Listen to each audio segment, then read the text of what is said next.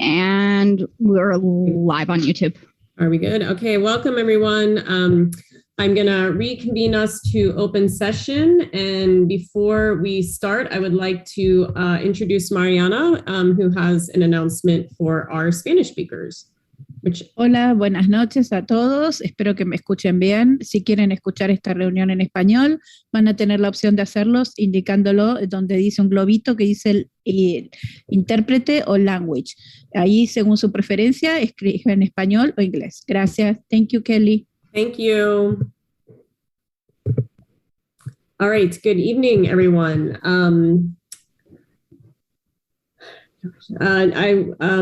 We will say the Pledge of Allegiance. We haven't done this in a while, so everyone can look to the right, and we can say the pledge together. I pledge allegiance to the flag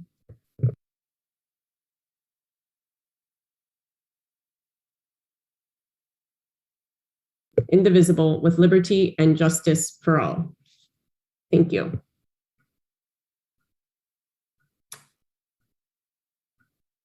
And now I need a motion to approve the agenda. So moved. And a second? I'll second. Thank you, Angie. Any changes to the agenda? All right, and we are back to our roll call vote. So, Jeannie. Aye. Jolie. Aye. Angie. Aye. Patrick. Aye. And Kelly. Aye. All right, now I'm going to turn it over to Angie for action on items heard in closed session.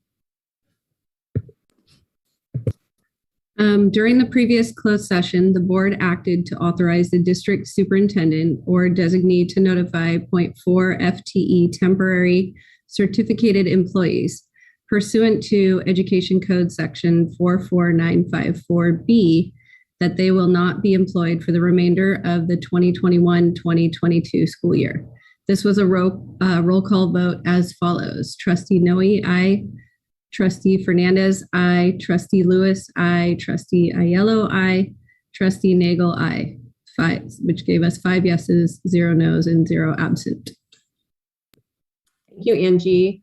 Now moving back to our discussion action items. Tonight we have 2 items on the agenda. Our first is under Education Services, and we have our discussion of comprehensive high school rebranding process. Tony. Thank you, President Noe. Several meetings ago, the board, we had the same discussion about the rebranding process and talked about the board gave direction to the board president, board vice president, and superintendent to develop a survey and to administer that survey regarding rebranding to students, staff, parents, and the community. We did meet and we came up with questions that we were prepared to send out in a survey.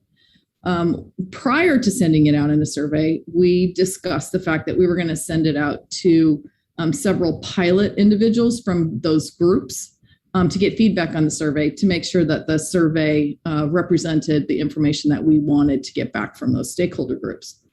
When we did that, we received feedback that made me want to bring this item back to the board to have a full discussion about the survey and the questions and to get further direction from the board on next steps.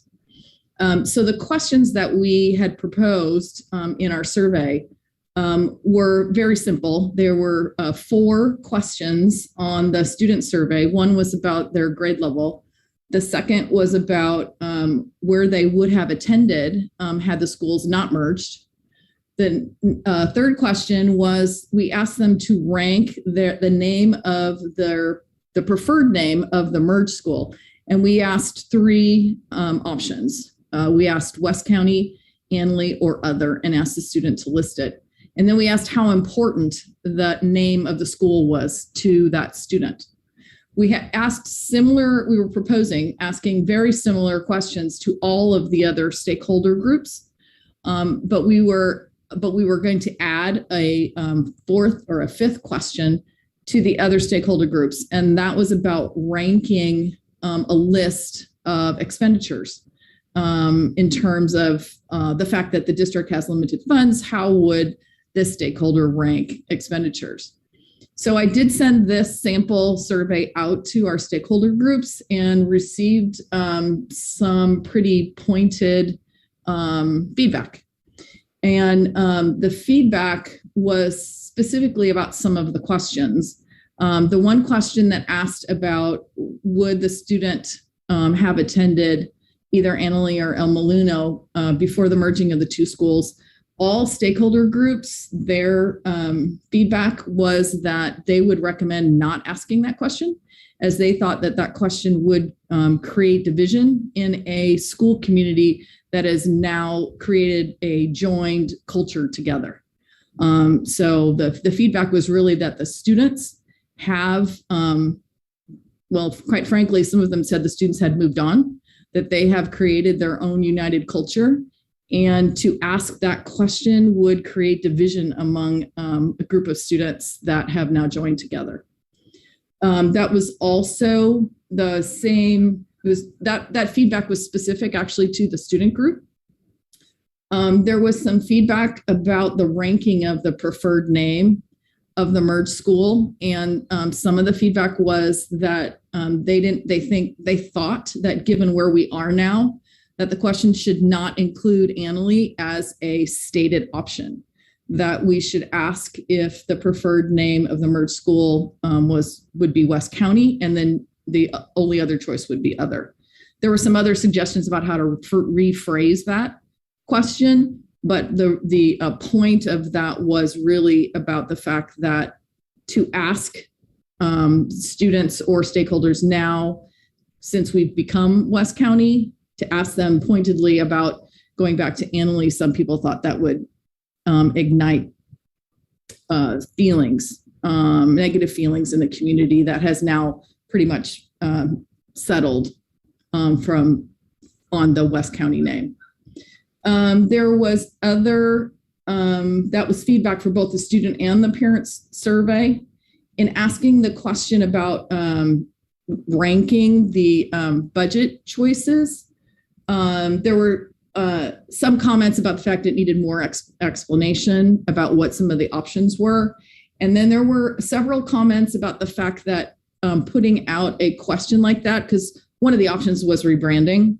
So we listed things like competitive salaries for teachers, facility improvements, elective programs, CTE classes, academic supports, or social emotional supports. And some of the feedback was that they felt that question, that we actually knew what the answer was to that question, and why were we asking it?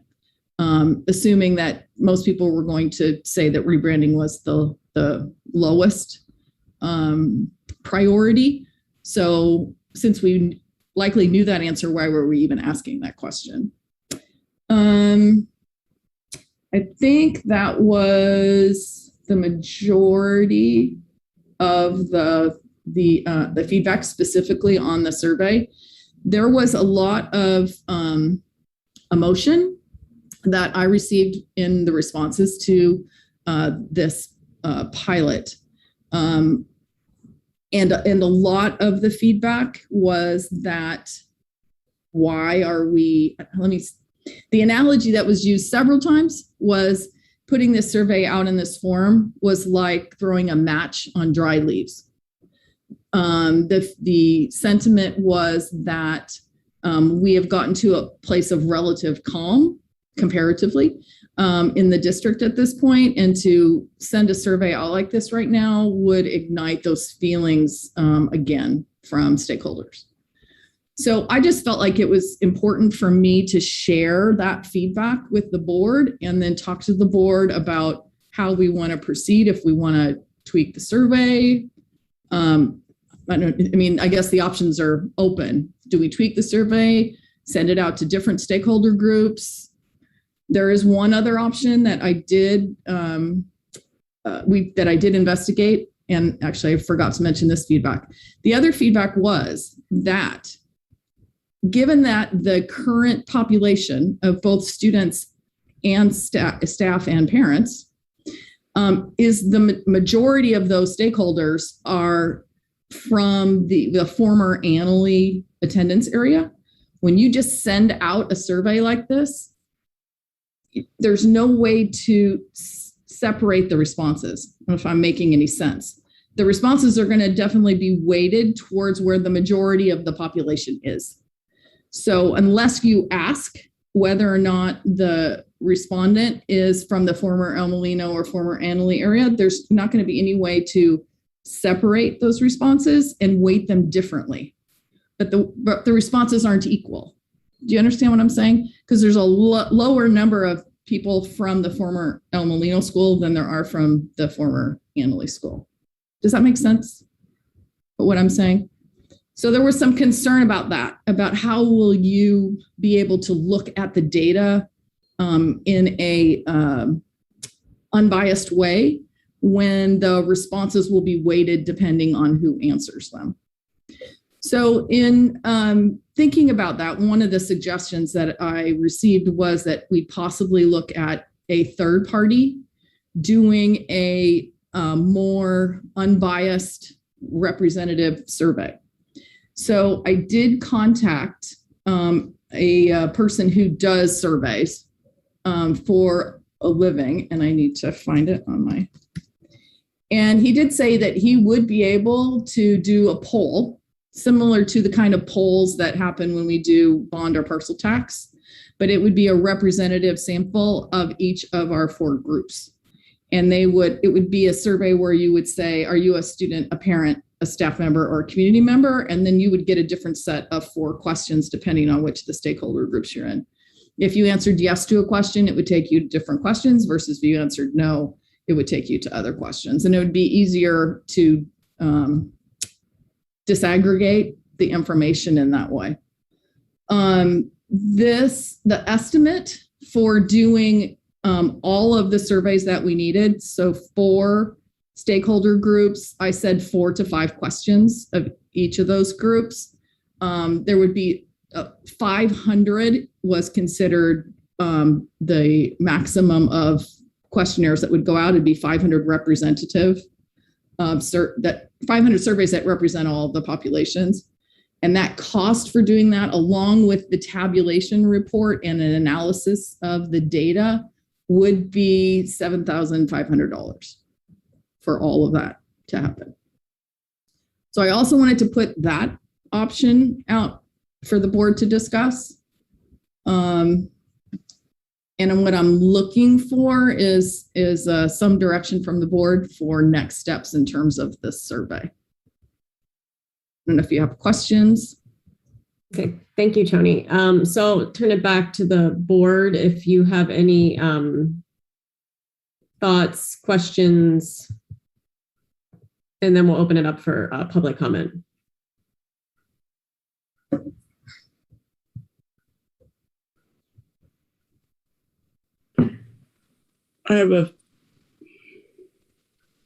Can I ask a question? Hi, Julie. Sorry, yeah. That's okay. As far as the question that listed priorities, I don't know, that's a really important question to me because I would really like to know what the community feels our limited funds should be spent on. And if an item comes up last, then in my mind, it doesn't make sense or is not fiscally responsible to spend money on something that the communities don't find valuable. Also, I voted on a bridge name, not a permanent name. Mm-hmm. Therefore, I feel like Annalee should be included because that's how we voted. I did not vote to make West County a permanent name.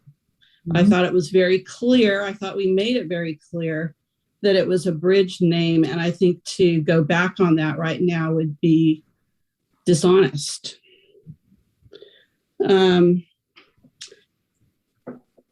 Also, I mean, I think $7,500 for a survey is too much for something that I think we're capable of doing on our own. And that's the notes I took and all I wanted to say concerning your comments, Tony. Thank you. And those of people made. Yeah. Hey, Patrick? Yeah, I just wanted to, echo some of what Julie said, but also, I look at things from a process-based, and the process-based is, to follow different steps along the way to come to a decision. And I kind of agreed with what Julie's saying was it's kind of it's being framed as we've already rebranded, and doing anything other than sticking with that would be, quote, going backwards. And that's an interesting framing because that's not what was voted on back when. I wasn't on the board then, but that wasn't what voted on. Also, as far as surveys go, I mean, I'm concerned about any survey we do in the sense that, we, the 5 trustees, have to make this decision. We have to gather the data and get input from different stakeholders and come to a decision. And what I really would like to see is that all 5 trustees get the data that they need to feel comfortable making a decision. I personally don't know that a survey is going to give us a lot of input, because I think it's going to be, a percentage of people is going to say do this, a percentage of people is going to say do that. It's going to be split. Some percentage of people say they don't care. I'm not sure that the survey really will give us all the answers we're looking for, but I think we need to stick to a process. Whatever the board decides that this is where we're going to go, we need those answers given so that we can have the information to make an intelligent decision. Any other? Jeannie, you came off mute. Go ahead. Excuse me. After giving this a lot of thought and after working on the survey with Tony and Kelly and then seeing the sample results, I'm not clear that an independent survey is what we want. I'm not quite sure how someone would poll our students independently. Yeah, many of them have cell phones, but I have no idea how they're going to get that information. So I find that not, I don't think viable. Mm-hmm. Also, I know that then increases our timeline to making a decision. I agree with Patrick. I think it's time we made a decision on this and we move forward. And we can play survey games all we like and go back and forth. But I also agree that I think I think we know the information and it's going to be very split no matter who we decide we want to survey. And then the third for me is the cost. Another $7,500 associated with this is, in my opinion, out of the question. It's money that I don't think we have to spend on doing surveys. I think we should be spending that money in a more appropriate manner. So doing, and Julie said that too, is that what we can do ourselves, we shouldn't be spending that money. Again, I don't think we need to do a survey. I think we know the answers. I believe we do know the answers. And if somebody thinks they need more information, then start reaching out and talking to people because I think you'll get the answers. It's our job as leaders to step up and to make these decisions and to move on. So that's kind of where I stand at this point. Angie, do you wanna? Tony, as far as collecting the data, do you have like a time frame on getting us the data as far as where we're at, the cost involved in going forward, with just basically depending on what scenario we were to do. I don't know, there's just so many pieces and there is such a divide. I'm kind of conflicted on what the right way to proceed is, and we keep, offering up or promising things. And then I know that circumstances change, but I think honoring what, the kids and staff are going through should be a priority, because they're the ones in the mix making this work and working hard to get through it, and, you know, doing all the coming together and all the hard work, you know, the staff is doing to make that happen. So I'm kind of conflicted on which way to proceed here. Yeah, I guess to add my comments to the mix here, you know, I mean, I'm struggling with this because we did commit to do a survey. We did give direction in, what was that, September, to do a survey and then come back with the data in November so that we would have enough time to make a decision to prepare for whatever was going to be in place for next year. And, you know, I feel like we made that commitment, and it feels like, you know, we should hold true to that commitment. On the flip side, I also know that how you ask for data and the way you collect data can also, you know, harm and be re-traumatizing. And so that's where I'm struggling, because it sounds like the way we framed some of the questions, there's fear that there could actually be more damage brought by the survey than good.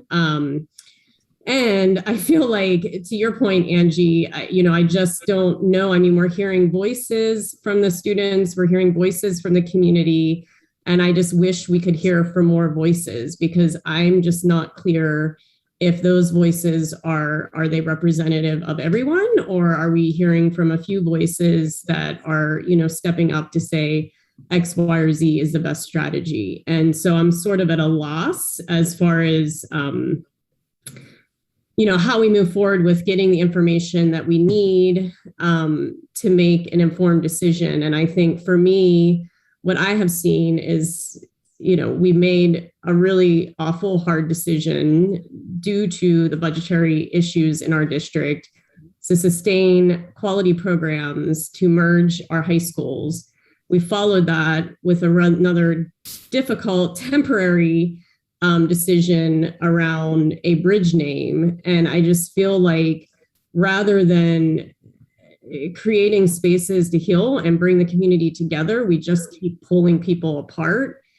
And to that end, I do feel like we need to make a decision and make it soon.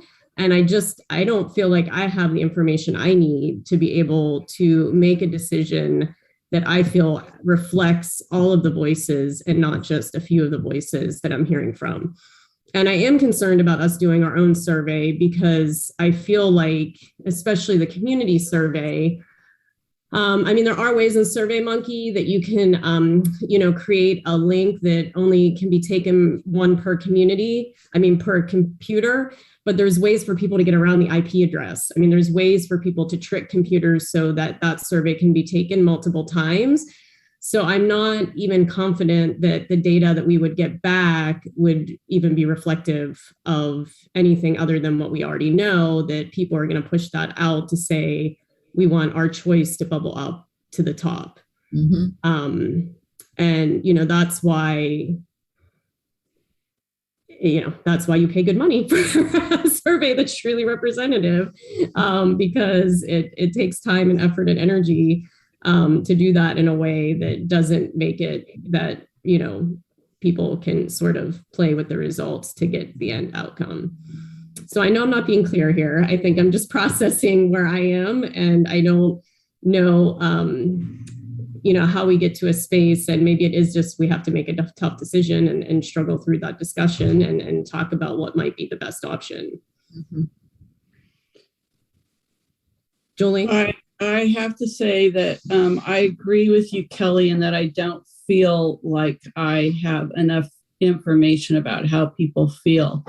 I don't know, maybe you talk to more people than I do, Jeannie, but I honestly don't know if you talk to the same people I talk to, and I would like to follow through on our plan to do a survey, whatever that looks like, even if it's not absolutely perfect. I would like to know what our community, our school community, the kids, I would like to know what they think in order to make a decision that really represents them and not just my perception.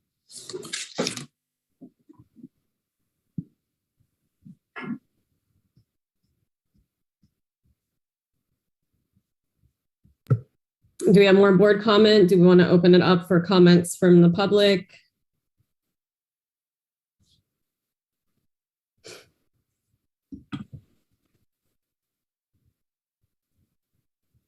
Public comment? I don't see any board members coming off mute, so. You have 2 public comments right now.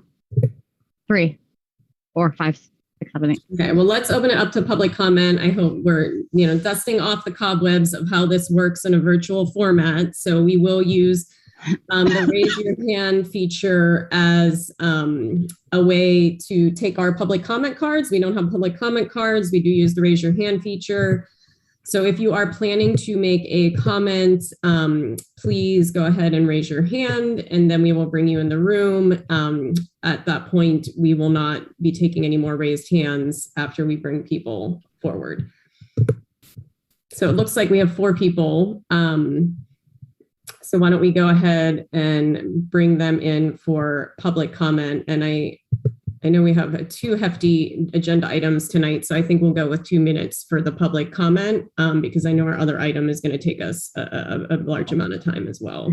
I'm getting that clock set up. Hold on.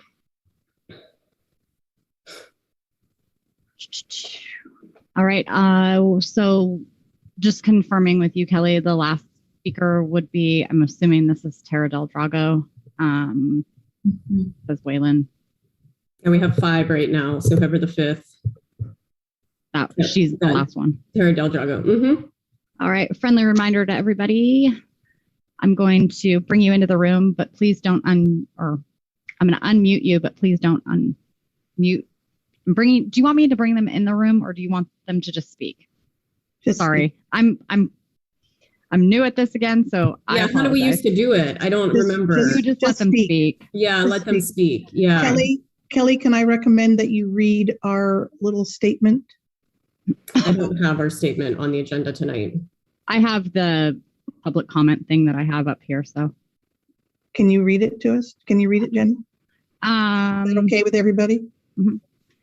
To assure civility in its public meetings, staff and the public are also encouraged to engage in respectful dialogue that supports freedom of speech and values diversity of opinion. To achieve compliance with these rules, members, staff, and the public are encouraged to create an atmosphere of respect and civility where the board members, staff, and the public are free to express their ideas, establish and maintain a cordial and respectful atmosphere during discussions, foster meaningful dialogue free of personal attacks, listen with an open mind to all information, including dissenting points of view regarding issues presented to the board, and recognize it is sometimes difficult to speak at board meetings, and out of respect for each other's feelings, allow them to have their say without comment. Adhere to speaking time limits. Our first speaker is Gillian, followed by David Carey, followed by Rochelle. Gillian, you have the floor. Can you hear me? I can. Okay, great. So just to remind the board, last year I was included in that community survey, and I'm just wondering, are the same people that were surveyed last year going to be surveyed this year? I was not part of that initial survey that Tony talked about redoing. Number 1, the Annalee name should absolutely not be included in the name options. If you want a new united community, that was never on the table. If Annalee's name is on the table, then you should probably put El Molino's name on the table too. A bridge name did not mean that you would go back to Annalee or El Molino. It was simply a placeholder to let students choose their own new name for their new community. My daughter Brooklyn was on the Unity Committee and the Rebranding Committee, which the board heard from at your meeting to move forward on a new path with a new name. Why are we now revisiting what your committees and surveys already told you? They never communicated that they wanted to keep Annalee. The board never communicated that. The kids never communicated that. We've already spent over $10,000 in sports jerseys on West County, let alone all the signage and all the other items. Jeannie said that you already know the answers. How do you know the answers if you're confused and you don't know the direction to go to? So listen, you don't know the answers, then you should probably do the survey. I hate to spend the money But because I think you should just keep West County and add the mascot. Respect the kids' needs. Move forward with what you promised last year at the end of the year and what your committees told you they wanted. I think you can change the question, Tony, about the school and maybe put in order to understand the weighting of the data collected, please let us know which campus you attended last year and not put the Annalee and Elmo names. I wonder why the staff can't make unbiased survey questions, but if it will help your decision as a board, I think that you should hire the firm. Who is the firm? I would like to know to make sure that they are unbiased. Thank you for taking the time. Please listen to our kids. They want a new name and a new community. Thank you. Thank you.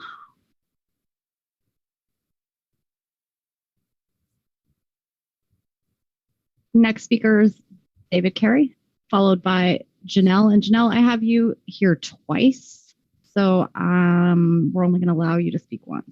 David Carey, you have the floor. David, I can't do you right now. Your device isn't working. Janelle, you have the floor. Hi, can you hear me? Sorry, my hand, can you hear me? Yes. Okay, sorry. I raised my hand twice because I wasn't able to hear very well on my phone, so I switched to my laptop. Anyhow, I think spending more money on a survey is out of the question. Obviously, this district seems to be spending money right and left when we just closed down a whole campus due to financial difficulties. Secondly, as I remember, when there was a committee formed at the school, 400 students voted to keep the name Annalee, but for whatever reason, those were just thrown out. In fact, one of the seniors was just recently talking to me about that, and she was very disheartened that those votes were just dismissed. This is a placeholder name. I agree with that. And that doesn't mean that it has to be a different name. If the majority of the kids want Annalee, that is the majority. That's how this nation works. That's how this community should work. If our community wants Annalee to stay Annalee, why shouldn't it be? Our kids are getting along great. I've gone to every football game. My daughter's a cheerleader. I've watched those kids. They're happy. And I don't believe it has anything to do with the banners that are covering up everything Annalee on the campus. They are happy to be together. This all is obviously very frustrating for many of us and for many different reasons. But I think this whole rebranding process is so absolutely unnecessary. Let the kids go to school. They're getting along great. Listen to their 400 votes. And if the majority votes to keep it Annalee, listen to them. And I also believe you should listen to the community, all of it. Thanks. Thank you for your comment. David Carey, I have to promote you to a panelist because I think your device hasn't been upgraded. So I am doing that right now. If you could just keep your camera off. And it'll take him a second to get in the room. David, are you with us?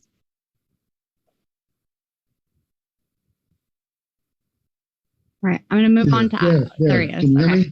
Yes. Okay, I'll go ahead. My name is David Carey. I'm a campus supervisor at West County High School. One of the things that Tony talked about with the professional survey option was the number of surveys that would be sent out. One of the things she didn't mention, and I think would be important for the board, is what kind of return rate might be expected from those surveys that were sent out. The other thing is, among the questions about the financial trade-offs or priorities, I think it'd be important to make that question be sure that that question is stated in a way that really communicates what the actual trade-offs likely would be. And so, for example, each and one of those maybe 5 different categories, there are some things that are more important and some things that are less important.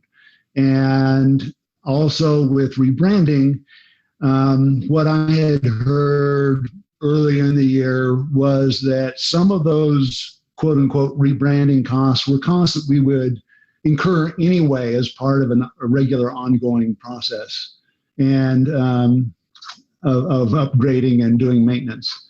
And so I think it'd be helpful if you ask that question to make sure that people kind of understand how big of rebranding costs we're talking about, and what in the, maybe what at the lower end of the categories and the others might be avoided, or might not be able to be afforded if rebranding were done.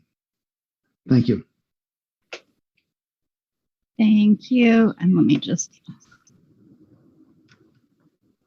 David, if you can go ahead and turn off your screen, I'll remove you from the room once I start the next speaker, which will be Adam Parks, followed by our last speaker, Tara Del Drago. Adam, you have the floor. Good evening. So, it's stunning to me. This is going to what I'm going to say is probably going to sound like just like what I said last time we met at the West County Library. We've had this whole discussion and everything, and never has the cost been brought up. We still don't know what this rebranding costs. So why would we put on a survey to compare it to other things without knowing what the cost is? By everything that I see looking around campus, by how long it's taken, by all the different ridiculous stuff that's gone on, this is $1 million project. And I say that because it's $500,000 that we've easily spent so far, or are going to spend so far, and then you double that to take it down if we decide to change it to something else. So we've already burned a ton of money.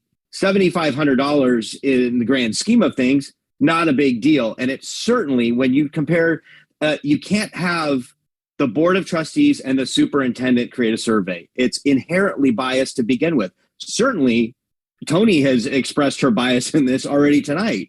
West County is not the starting point. The West County is a bridge name, not a starting point. That we're not rebranding from West County. We're rebranding, if at all, from Annalee. The kids don't seem to care. All the kids I've talked to, not a massive sample size, but I'm on campus more than most. I have pretty good connections throughout campus with kids. They don't care. They just want to go to school, as somebody said earlier. If we're going to do a survey, it has to be done by somebody professional. Julie mentioned earlier that a survey, it doesn't have to be perfect. It really does.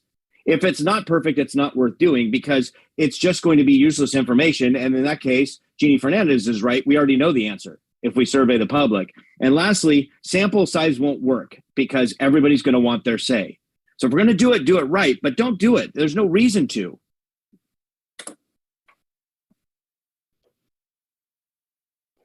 Thank you for your comments. Our last speaker is Tara Del Drago. And Tara, you have the floor. Thank you. There are pieces from everybody that spoke tonight that I can agree with in one way or another. Gillian, thank you. You laid it out pretty clearly. Here's the problem. Here's what it is. There is no trust with this board whatsoever for a huge majority. And it is because, once again, you said something and it is now being taken away and then misconstrued and turned around. So why put out a survey? Because you promised to do something about that. And you said that was what was going to happen. And thank you, Angie, for bringing up those points, because I'm sorry. That is, again, a letdown to the people that you are saying you're going to do something. And once again, you're not going to do it based on what the comments from some of you tonight are saying. The majority for the Annalee name, I'm sorry. Again, the numbers are speaking here. There is a majority and a larger number of people and there than our little El Molino. So right there, yes, that's not fair. And it's biased yet again on those numbers. So you cannot say that those numbers don't matter and don't count. Yes, it does. I work at Forestville School. I drive by that empty El Molino campus every day after driving my 2 freshman daughters all the way to Windsor to go to school at a different campus from the town that they go to, from their school, with their 3 friends. So that's 5 students lost right there that did not want to go to Annalee, that wanted to go to the school they grew up in their town and walk and do what they needed to do. So I'm sorry, rebranding survey, the name, it does matter. It really does. The students 100% matter, and they need a voice. Thank you. Thank you. All right, we'll bring it back to the board. So I think Tony's looking for direction.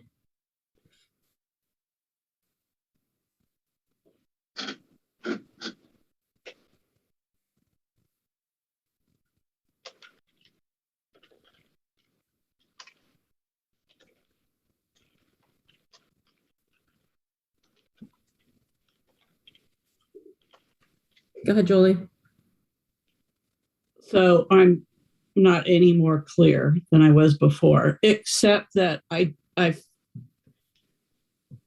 try to do what I say I'm going to do. And I feel it's important to do the survey. And, you know, however we decide to do that, I think that it's important to do it because we said we would. I really am, you know, I am not clear. I am not clear of what everyone wants. I think that the community, the taxpayers are important to hear their voice. I think it's important to hear the students' voices. And I just do not feel clear enough to make a decision. I'm also extremely dedicated to be fiscally responsible. And every single board meeting we have, there is issues concerning how much money we have. So spending money on rebranding, if it is not necessary to the social emotional health of our students, doesn't make sense to me. And I don't know if it is, because that's why I wanted the survey, because I don't know. Angie? Oh, can you hear me? Mm-hmm. Something that was kind of uncovered that kind of brought me back to why we voted unanimously to go forward with rebranding was that when we decided that we had to do this, and it was a really tough decision to consolidate the two schools, we promised them a fresh start. And it was something that everybody bought into and got on board with. And that's kind of what I'm wrestling with the most. Adam brought up a good point that we have invested a lot into the West County stuff already. And, you know, from what Tony says, it has settled a lot. So, I mean, I just feel like, you know, I don't think it's tough because I understand how the community feels like, you know, doing this work and trying to navigate all of these tough decisions. There's a lot of information that we're privy to. A lot of it, you know, we've got to be transparent and share. And there's a lot of it that we take in and we've got to make, you know, informed decisions. And none of this stuff is easy. And I mean, just even sitting here, my stomach's turning for both communities and for both schools and all the histories.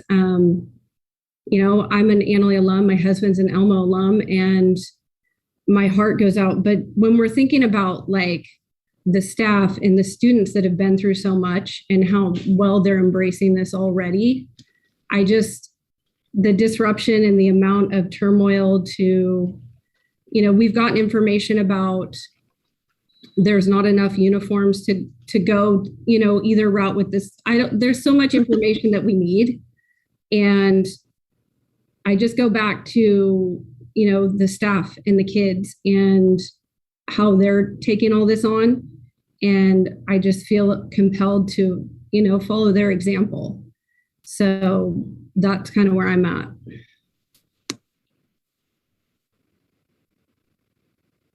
Go ahead, Jeannie.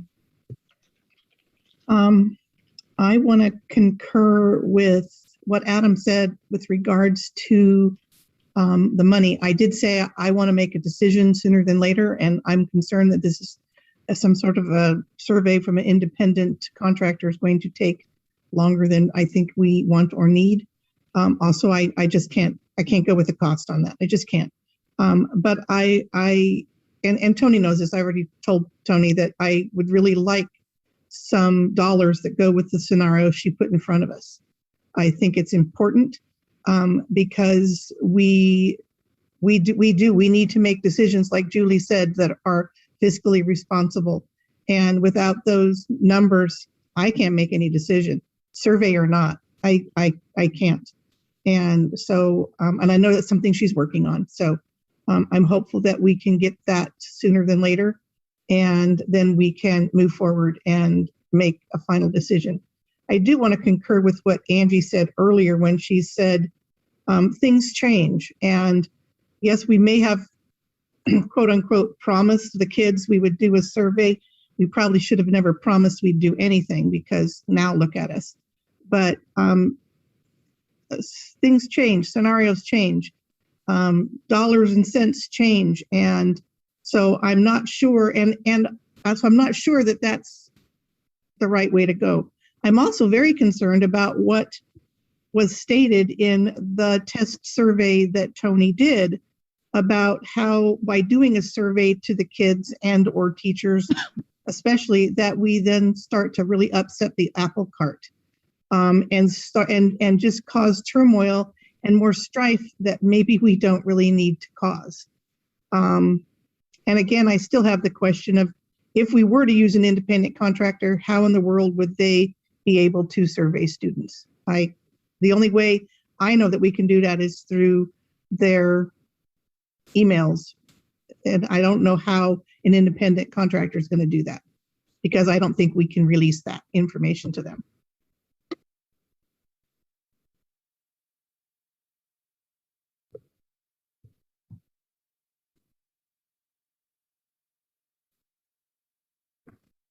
So I don't know that we're giving Tony very clear direction. I don't know that I'm very clear on what is the interest of the board. I hear strongly, Julie, that you're wanting to do a survey. Jeannie, you seem lukewarm on that, and I haven't really heard from Angie or Patrick specific to this survey. I'll answer the question of the survey. I have great concerns about the survey. And the reason is because I think, depending on who you ask, depending on how you ask it, you're going to get different results. Depending on what sample size, you're going to get different results.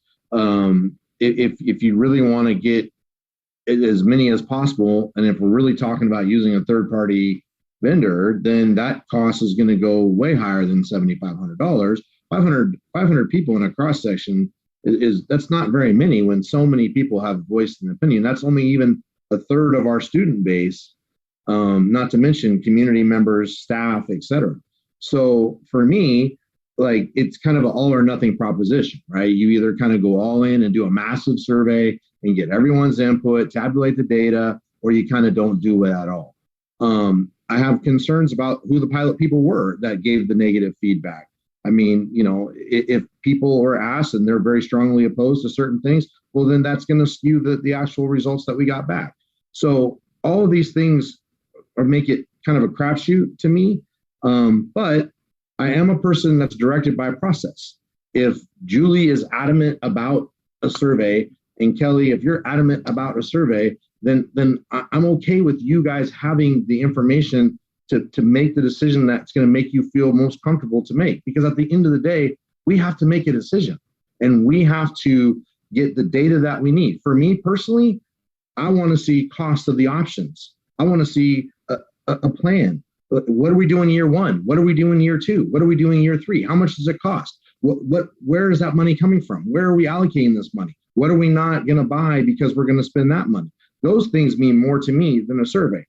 However, if the liking of the board is about a survey, I want to make sure that you guys have the information you need to make a decision. Remember, you guys voted for a survey. I wasn't on the board at the time, but you guys voted for a survey.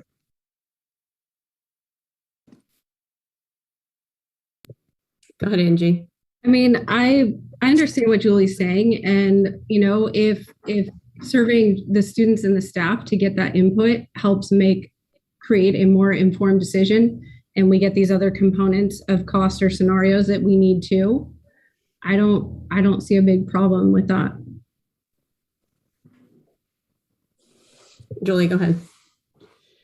Well, you know, when I'm trying to make a decision, I try to look at, I try to filter my decision through certain things like, you know, does the decision meet the needs of the students? I don't feel like I know that. Now, is it fiscally responsible? I mean, one of the things I did that I actually regret is voting to rebrand before I knew the cost.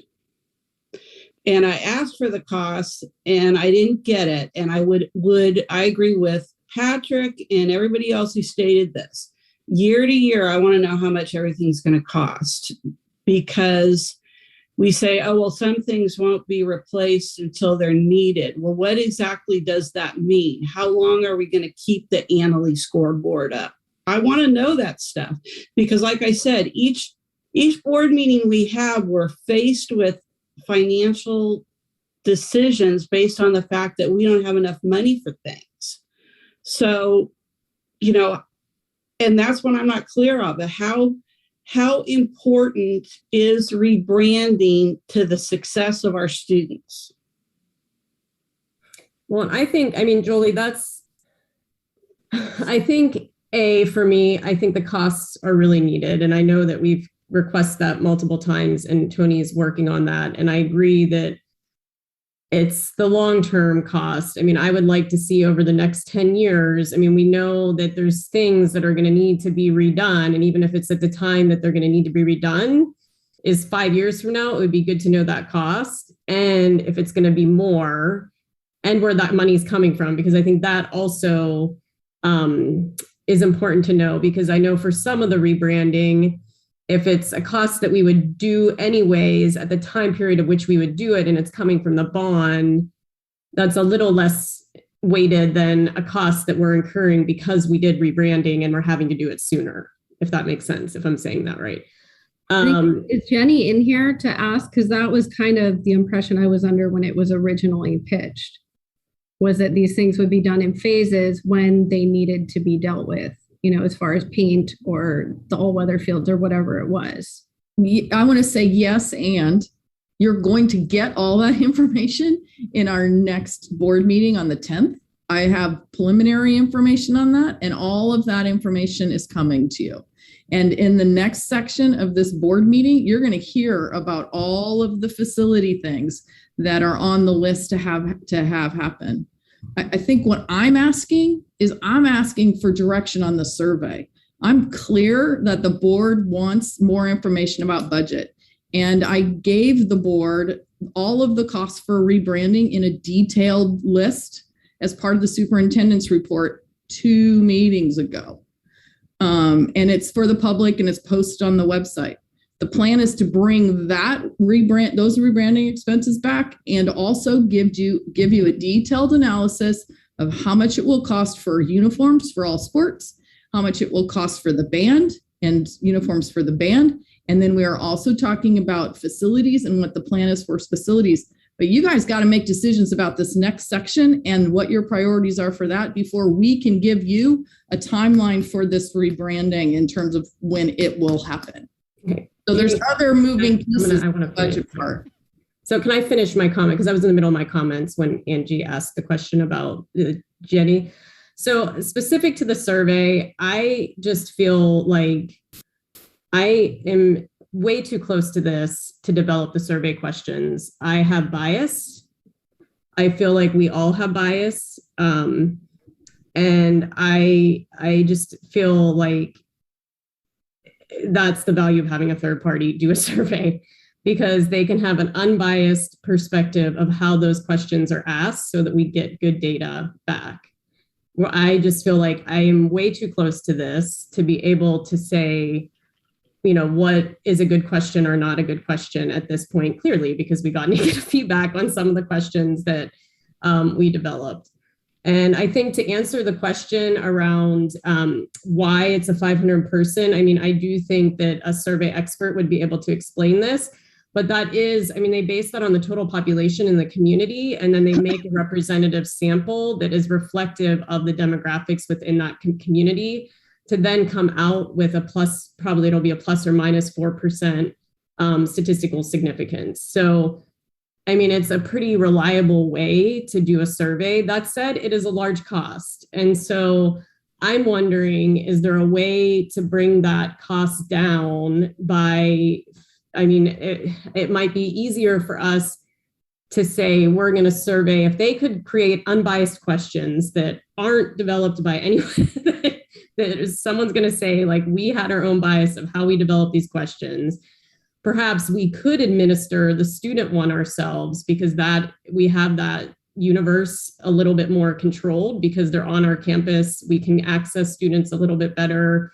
You know, we could do it during a class or however that works, and have the external community survey, which is where I have the most concern, because I feel like once we put the link out, it's not going to be a representative sample of the community, because we're going to have people taking it like 50 times trying to bump up certain results. So is there a way to bring down the money and say we won't spend as much, focus on the community external, and at least have help with the questions, because that's the most important part. And I struggle with, I don't want to put questions out that are going to re-traumatize and cause more harm than actually be good about the data. And we just won't get quality data in the end. And Angie and then Jeannie. So you're saying to do that to pull like the community? From what I heard from like the majority is people are wanting information from the students and the staff on we where had they're said at. Originally we were going to do student, staff, and community. We said all three audiences. I don't think that was what we originally promised. I think it was talked about.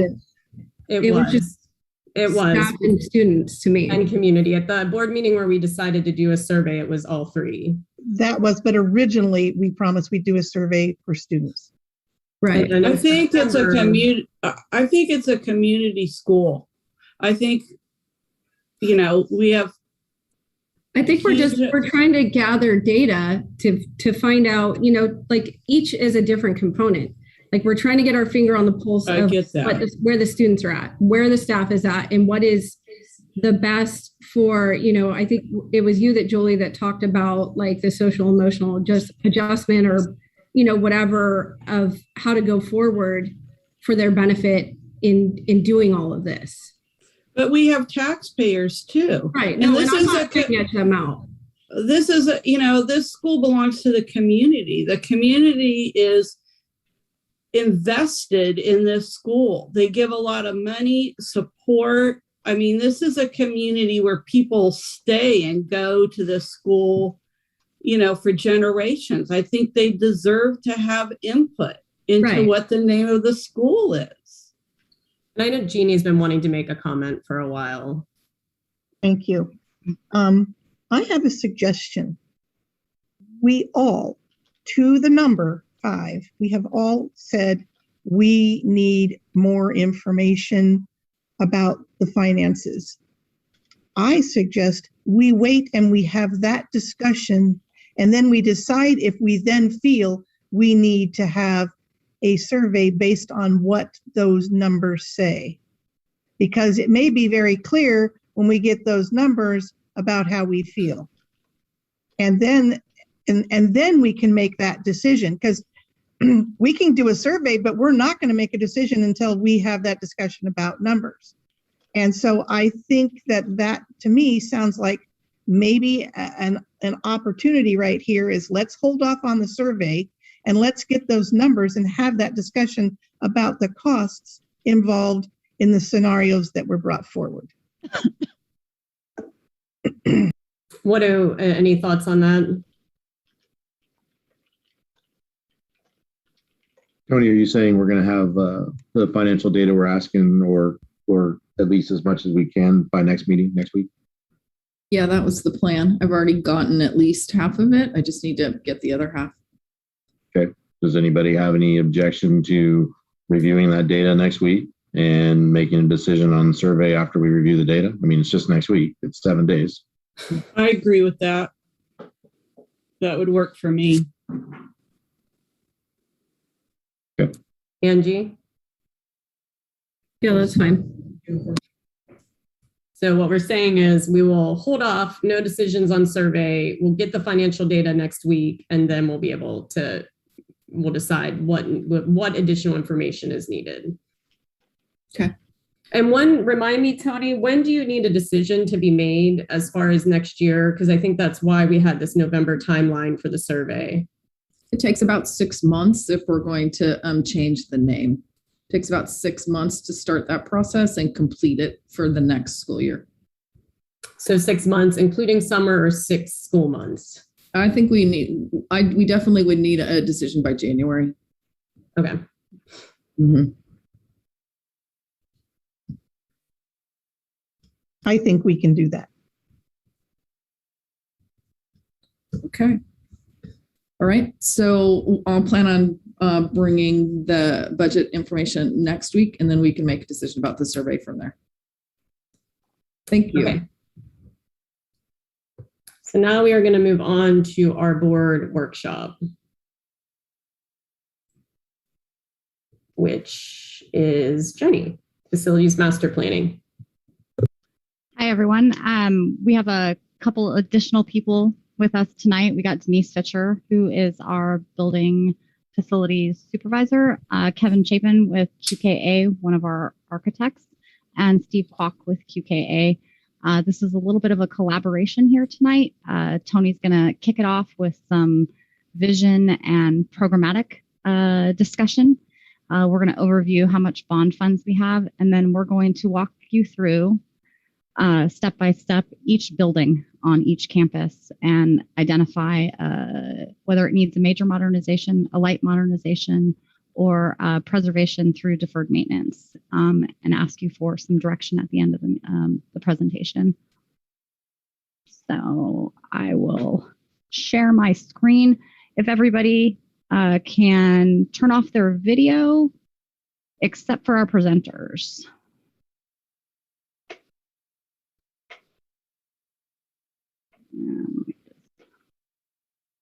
Verify we're good. All right, Tony, you're up.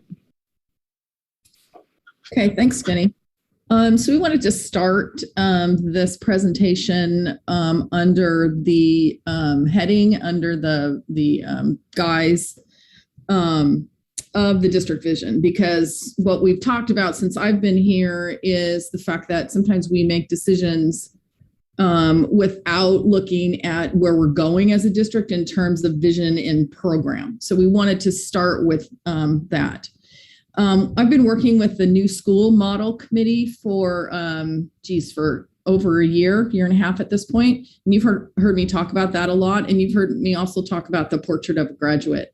And in our committee conversations, what we've started focusing on is the logo of college and career, creating options for all of our students. What comes under that is what I've mentioned previously is the portrait of a graduate, a reminder that was developed in collaboration with the businesses in our community. We started that process when I first got here. That was 4 years ago. And we do have our portrait complete. And we are beginning that process of operationalizing the portrait of a graduate. We have the new school model. As a reminder, that's a multi-year grant from the CTE Foundation, from Scaling Student Success, from Linked Learning. And the goal of that grant is to redesign the educational experience focused on integrating career-connected learning opportunities and making them the core of instruction. And it's really about creating opportunities for all of our students. There's also the Strong Workforce Grant. And the focus of the Strong Workforce Grant is by expanding and creating new CTE pathways, specifically that connect to the Sonoma County industry sector so that our students, when they graduate, can actually live and work in our neighborhoods. Next one. And where are we in this vision? We have already begun the process of operationalizing our portrait of a graduate. We have already begun refining and expanding both the CTE and the non-CTE pathways.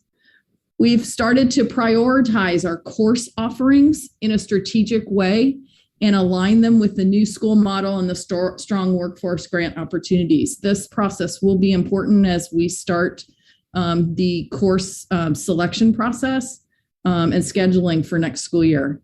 And we've also created Santa Rosa Junior College articulated courses. There are, I think, almost all of the courses right now at Laguna High School are articulated courses with Santa Rosa JC, with an option for creating an early college magnet program at that school.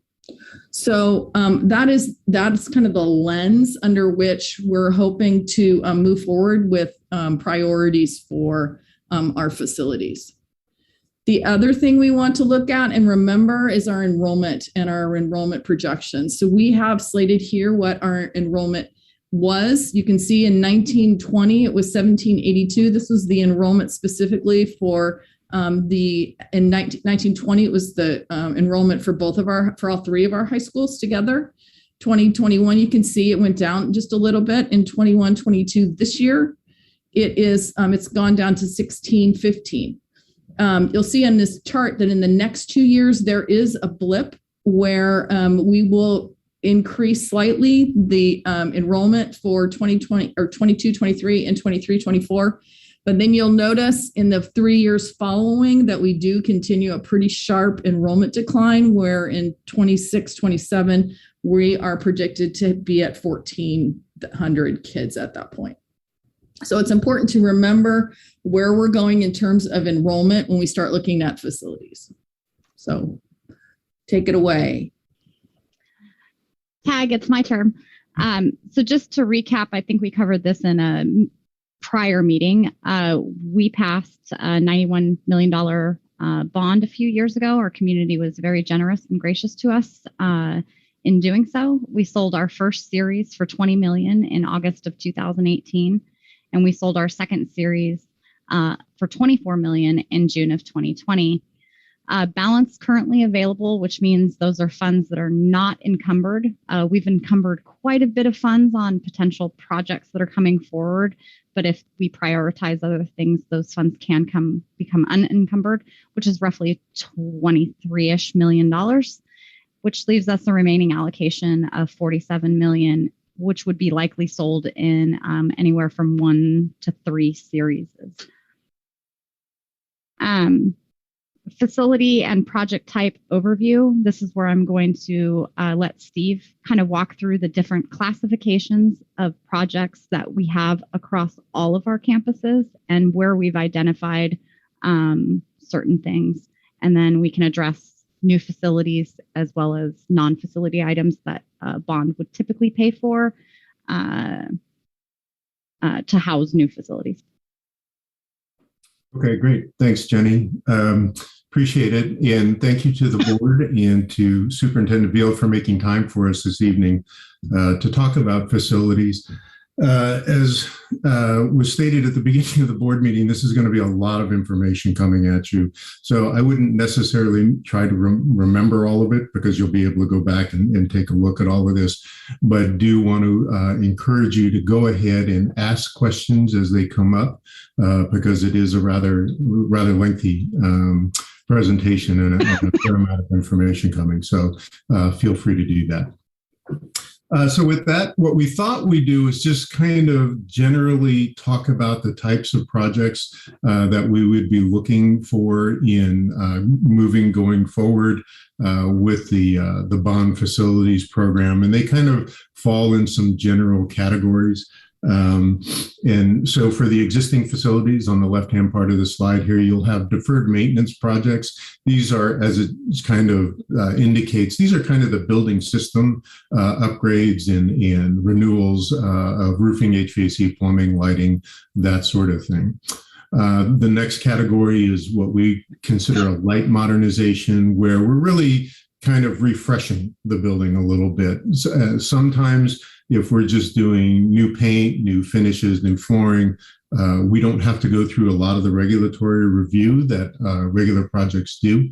But if we start to get into things like fire, life safety, and accessibility, and some of those code compliance issues, they do in fact then have to go through the division of the state architect.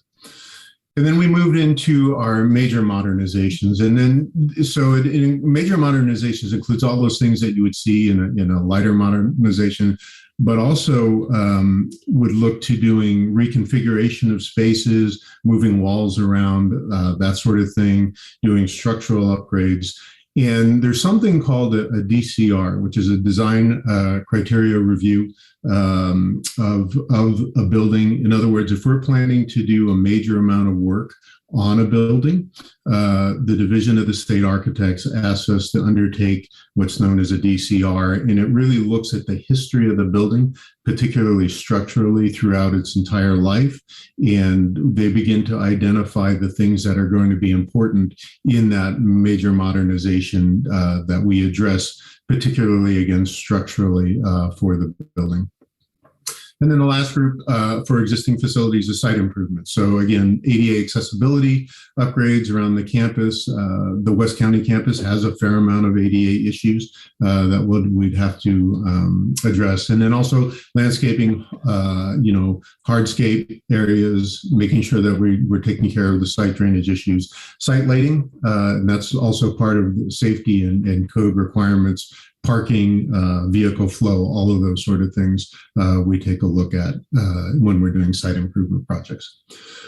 Now for new facilities, what we'd want to do is sort of identify if there are facilities that are going to be needed due to program requirements or, buildings that have reached the end of their service life and need to be replaced. We would talk about, what do we need in terms of new facilities, whether that be classrooms or other support kind of spaces. And then there are other costs that come along with projects, which aren't necessarily quote unquote building issues. You can see there's technology issues that we'd want to take a look at that require some expenditure, and furniture. That's really important. You hate to give students, brand new facilities or brand new modernized facilities and then have them use the same old furniture. That's just not a very good combination. So next slide. So what we thought we'd do is just run through some of the buildings, and this is where it gets into just a lot of detail. We kind of get down into the weeds a little bit here in terms of things that we know that need to be done, but we'll do our best to kind of run through this. And I imagine there's some familiarity with the board on the condition of the building. So Steve, if I could just tag on to that. When putting this together with you guys, we really wanted to identify what building, the year it was constructed, and how large it is. We tried to capture on our bigger facilities how many classrooms were in each of those spaces so that you can get some type of understanding of what we're talking about. Some of our facilities have larger and greater needs because of how old they are, and that they haven't had a modernization in 20, 30 plus years. So this document is attached along with campus maps to the board items for those of you who may want to look at this stuff after. But again, trying to follow just a little bit of a format with the building name, the year it was constructed. Also just want to note to everybody as we walk through portables, it might say that the portable was like 1980, but we don't actually know the age of the portable because that's the year it arrived on our campus. So they could be even older. Just prefacing that. Yeah, they may have come from somewhere else. So anyway, thank you for that, Jenny. I appreciate filling in the information there. So we'll go ahead and start with the main building, 1935. So, clearly a building that's been around for a long time, has been in service for a long time, and certainly can use a fair amount of TLC to bring it back up to modern standards. And you can see the list there. The skylight replacements, I think, is one of the primary ones because they leak quite a bit and need to be replaced. But then HVAC systems, some of the classrooms are not adequately sized and so need to be expanded or in some way modified so that they can be used for learning in an effective way. Because I think ultimately with a lot of this, what we're trying to do is make learning environments that are effective for students to learn in and for teachers to teach in. So that's what a lot of this is about. The administration is kind of in an unfortunate part of the building in that it's, at the back of the building, if you will, and not really readily apparent as to where it is when you first walk in. And also doesn't have the ability to supervise who's coming onto the campus and sort of be that sort of gatekeeper, if you will, at the front of the school. There's some science room relocation that has to happen. The Performing Arts Center, which is a pretty good size Performing Arts Center, but definitely needs some upgrades and some updating. And then, of course, there's ADA compliance issues throughout the building. And I'll just note, if it's not listed on here, it doesn't mean we don't know about it. It just means that these are the big ticket items. We know that each classroom likely needs touch up of paint, some refinishing, new flooring, etc. This is the major modernization category. So these are just the highbrow items for right now. Yeah, and you can kind of think of this as the kind of 50,000 foot level looking down, not a great deal of detail, but giving you sort of the flavor of what needs to be done. So moving on to the East Wing classroom, again, you can see the classrooms that are included here. So science rooms, there's some consolidation, some expansions, so reconfiguration that needs to happen. Some modernization, particularly around the green room. The culinary modernization needs to occur. We're going to have to put fire sprinklers in this building, I believe, when we start looking at some of the code issues. Again, there's some ADA upgrades, and that's going to be a fairly common theme throughout the campus in the HVAC, the heating, ventilating, air conditioning, and roofing. I see there's a question. Is it a board member question? Yes. Oh, Jeannie, go ahead. Yeah, hi. Something that I don't see on these slides is the upgrades and updates that were already done to these, especially the main building and also to the science wings. So I'm just wondering where that information is, because yes, it says it was built in 1935, but there was a lot of infrastructure done and a complete, almost redo of the Performing Arts Center. So that information, we're not able to go back and walk your building through all of its history. That would require a massive amount of us going through plans and resources. We know that each building has been touched at some point, but right now they require pretty massive modernizations. I know that the main building has had some deferred maintenance done to it with respect to lighting upgrades in the classrooms, hallways. We have done some flooring in some classrooms. We've added some technology to those classrooms. We've done one skylight repair and probably multiple boiler repairs over the years. But for all intensive purposes, it hasn't received a major modernization. It probably had a light modernization throughout the course of its lifespan. But unfortunately, and I'm not throwing anyone under the bus, we did not keep good record set drawings of each project, and we do not have an accurate history without having to go do extensive amount of research. Wow, that's too bad. I'm sorry that happened. Well, we're doing a better job of keeping those record documents now. I'm sure you are. Yes, I'm sure you are. And I'm sorry that didn't happen before. I think that's part of the problem is because we used outside management and now we have you inside. So I think it makes a big difference. But yeah, because I know previously there was a lot of work done. So yeah. Yeah, over the last 50 years, we've had multiple bond measures. What we're identifying today is the things that need to happen going forward. We can try to do a job of painting the historical picture for some facilities because we do have that information. But for this presentation, we were really focusing on how are we going to utilize our existing bond dollars and move our facilities forward with those funds. Great. Thank you so much, Jenny. Thank you. Julie? Yeah, I was just wondering, considering the problems we have had with the skylights and how long we've been having trouble with the skylights, why are we considering replacing them instead of just eliminating them?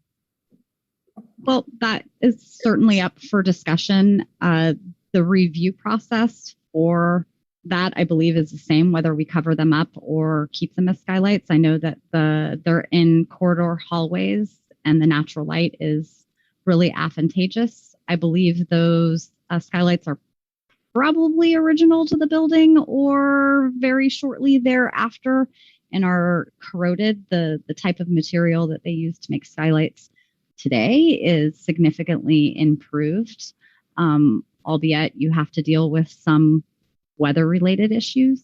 But that's certainly something that we can address, whether it's a skylight replacement or we decide to roof over it. But that's certainly an option. Okay, thank you. Thank you.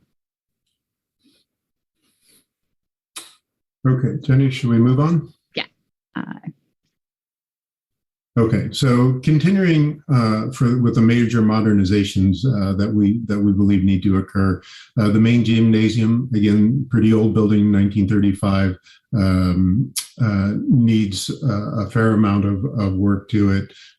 In one of the things, and we can get into this a little bit further as we get into the process, the second gym is an issue and what we want to do about that existing building, and do we want to bring it over to the main gym and make it part of a complex where the gymnasium, the main gymnasium, and then the smaller gymnasium are together and are included with locker room facilities, which are renewed and expanded, and team room facilities, and making sure everything, we have equal facilities throughout the facility for both the boys and the girls.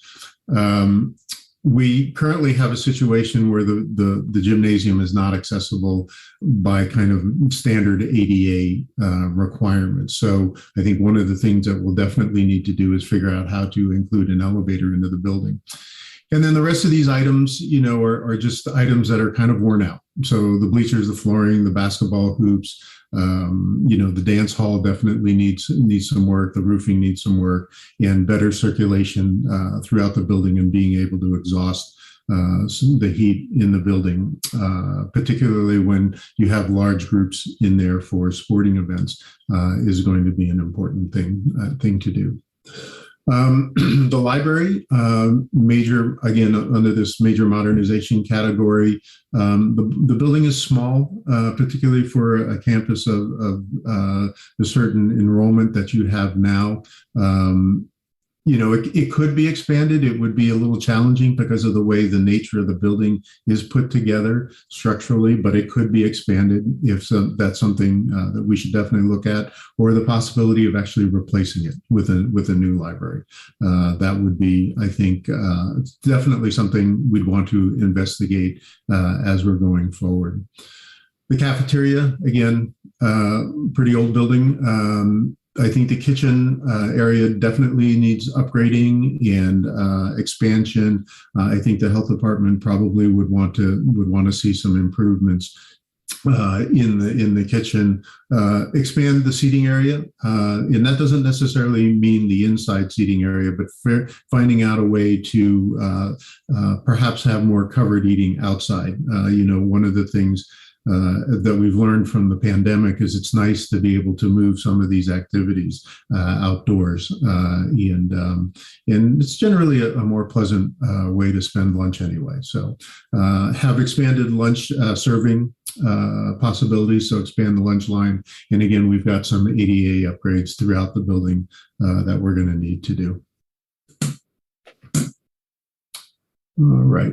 Now we're moving into what we'll call the light modernization section, which is, as Steve mentioned earlier, a lot of times doors, finishes, flooring, paint, and depending on what we end up doing, might not require, you'll hear throughout this DSA. DSA is the Division of State Architects.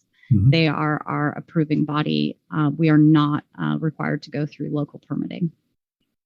Correct. Right. So in that category, we have the village classrooms and also Annex 1 and Annex 2 over in that quadrant of the campus that would I think benefit from some lighter modernization. And in the student services area, formerly Laguna, in that area, there's some classrooms that could use some refinishing. We actually did one of them, and I forget the number of which one that was, Jenny. Number one, we actually converted it to the Learning Lab. And if you haven't checked out the Learning Lab, we did a very light modernization in there. We replaced the flooring. We added whiteboard walls all on one full wall. We have the technology and the camera in the back of the rooms, and we have some really cool furniture in there. And I think the kids and the staff are really liking it. We changed some of the paint and finishes. It's really good. Yeah. Well, the nice part about that particular example, it wasn't a huge investment in that space, but yet it had a really big impact on the way learning occurs and the way teaching occurs in that space. So it really is kind of a good case study for why a refresh of classrooms in general are good things to take a look at.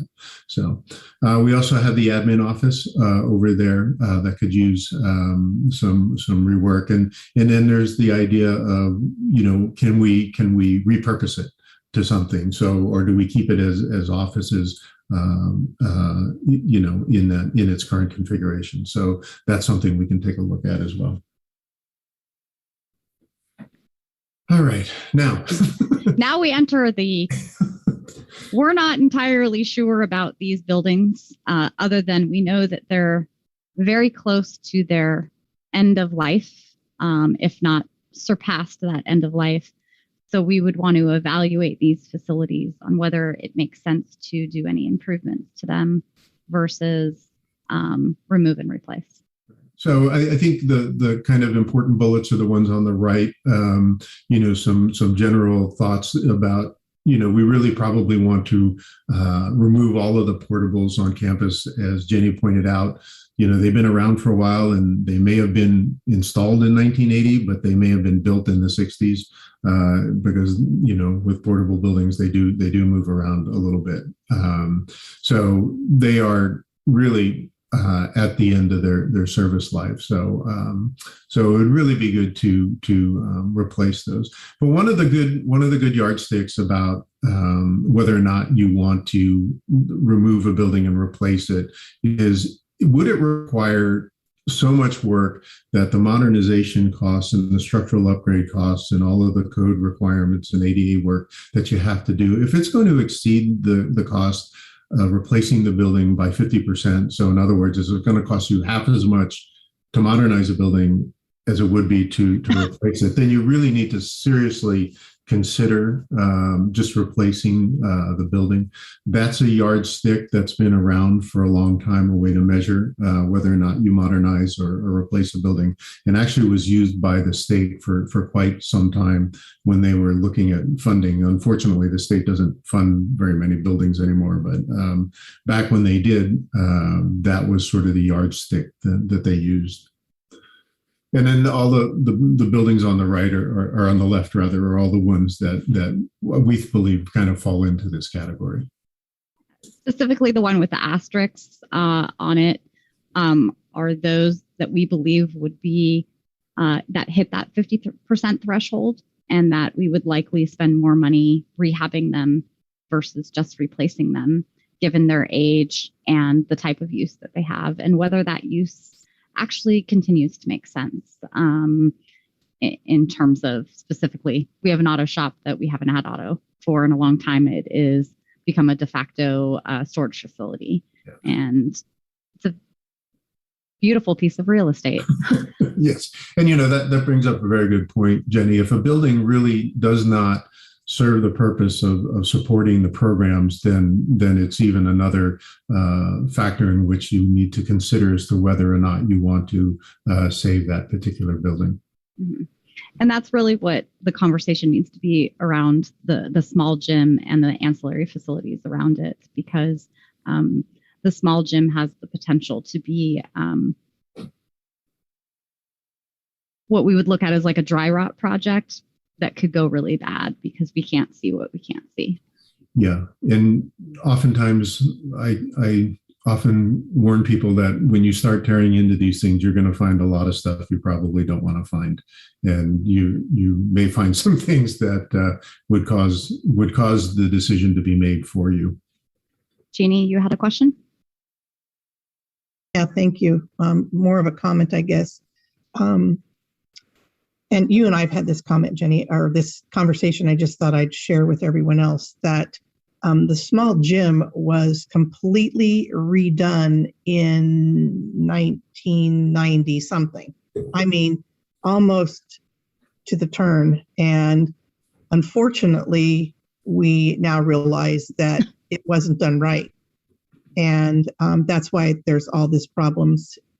It's not like it's a 1973 gymnasium. It was a 1994 or probably 1997 or 8 building. And at least part of it was, I should say part of it, the locker rooms and that kind of stuff weren't redone, but the majority of it was. And it's very sad to see that that money that we spent is now basically gone down the drain.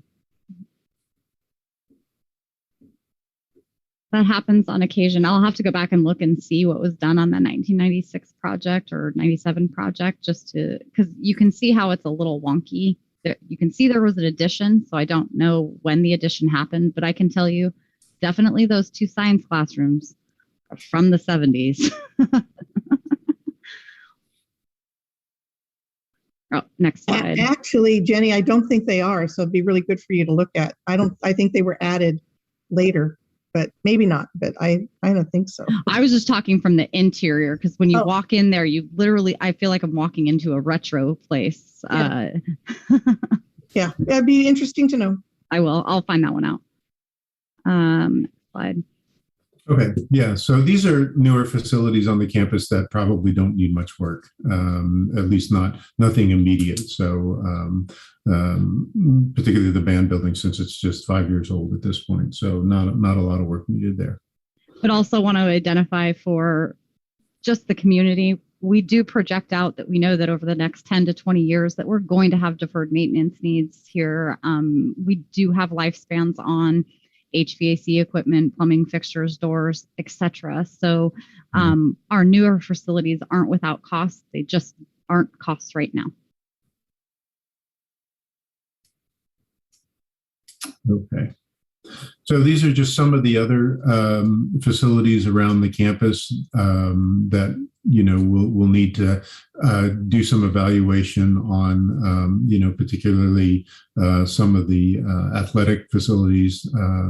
As you can see now, of course, the stadium was just redone not long ago. And so, but there are some things there, the visitor bleachers in particular, are still need some work, because we did not do any work over there when we did the stadium work a few years back. So that's something that would be a priority. So anyway, these are just some of the other things that we need to keep in the back of our mind that we're also going to have to address through this. And just to kind of tag on to the prior item, you'll see on this slide that we do have a turf replacement that we'll want to do somewhere between 2025 and 2027. Mm-hmm. It's anywhere from 10 to 12 years. It's the lifespan of turf, and we call that recarpeting. Most fields can be recarpeted up to 3 times before you have to redo the base rock system. So just for the good of the board who was asking the question about the rebranding parts and pieces, we would likely target the track in 2023. Again, in 2027, you can do a couple coats of what they call overspray to preserve the lifespan of that track, with a full replacement happening in 2031. Feels weird to say 2031 out loud, but just It's a good thing, though, because, a lot of times when things like artificial turf goes in and you no longer have big water bills for it and you're not mowing it and that sort of thing, you may replenish some of the infill every once in a while. It's really a good thing to sort of bank that money that you were spending, knowing that the carpet replacement or the turf replacement is a relatively expensive thing. It's probably in the neighborhood of $500,000 plus these days. So maybe even a little bit more. That number is probably a few years old. So escalating it out to 2027, it'll probably cost $825,000 to recarpet. So just know that that's coming, and it's an important safety thing, because as the turf does wear out, there are some issues around footing and that sort of thing. So it is something that you have to do. And then I'll take Jeannie's question in 1 second. I just want to call out, I don't want us to forget about our solar investment. Prior to my tenure with the district, I believe this was a QKA project. Solar doesn't last forever. Those panels degrade over time. They do need to be replaced, or when they get broken. We're at a point where the technology for solar has grown so much since our system has been installed. The panels that we have are no longer able to be replaced in kind. So when we do replace them, we have to do some shimmying. This is really, really important to the district, because adding solar, our own paid for system, has reduced our operational expenses close to 80%. PG&E rates increase annually year to year, anywhere between 3 and 12%. So just want to thank prior boards and our community for prior bond measures, because this truly has saved our district a ton of money. Yeah. But we also need to project out for replacement. Yeah. And sorry to be keeping adding on into this too, is that it's not just the panels, it's the inverters. That's actually the active piece of the solar system, solar generation system, is the inverters do wear out about every 10 to 15 years and need to be replaced. And Jeannie, did you have a question? I thought I saw your hand. I did, but that was from before I didn't take it down. I don't have another question. Okay. Now we're moving into the Forestville campus, and we're taking a little bit of a different approach with this campus based on the current use. So one of the things that I wanted to put out here is, as we identify program needs and long-term use of this campus, we need strong consideration to go towards using fewer facilities. The cost to maintain and preserve the buildings in good working order will likely be more costly than modernization of 1 or 2 buildings that house the facilities needed for the programs. And you'll see we've called out only the deferred maintenance items for right now because of building preservation. And we've called out where and who is using what facilities. So, Steve, I'll let you kind of just walk through these if you like. Sure. This is the not so exciting stuff. So it's a lot of HVAC and roofing stuff. You can see each of the buildings kind of requires that. Of course, some of the buildings are newer and so don't need quite so much work. But this is just. Basically, this is, facility and building preservation work that we need to, do to keep things in good working order out there. Because the one thing you don't want to do is allow the buildings to deteriorate where it costs you even more due to things like dry rot and water infiltration and that sort of thing. So that's kind of the requirement here. Should we go to the next slide, Jenny? And it's, again, you can see, a lot of more of the same sort of thing, roofs and HVAC, and keeping things kind of up to date and continuing to be functioning. So, and of course, the performing arts is new, so that probably won't need any work for quite some time. So. And I will categorize this last slide and this slide are facilities currently being used by Laguna, the consortium, and West County High School. So it may be a lot of use or a little use, depending on what we've provided here. So we're not going to spend too much time on here. A lot of this is identified roofing that we know about, identified HVAC equipment that we know about. We do have boiler equipment that runs the D building, which services the kitchen as well as the gym.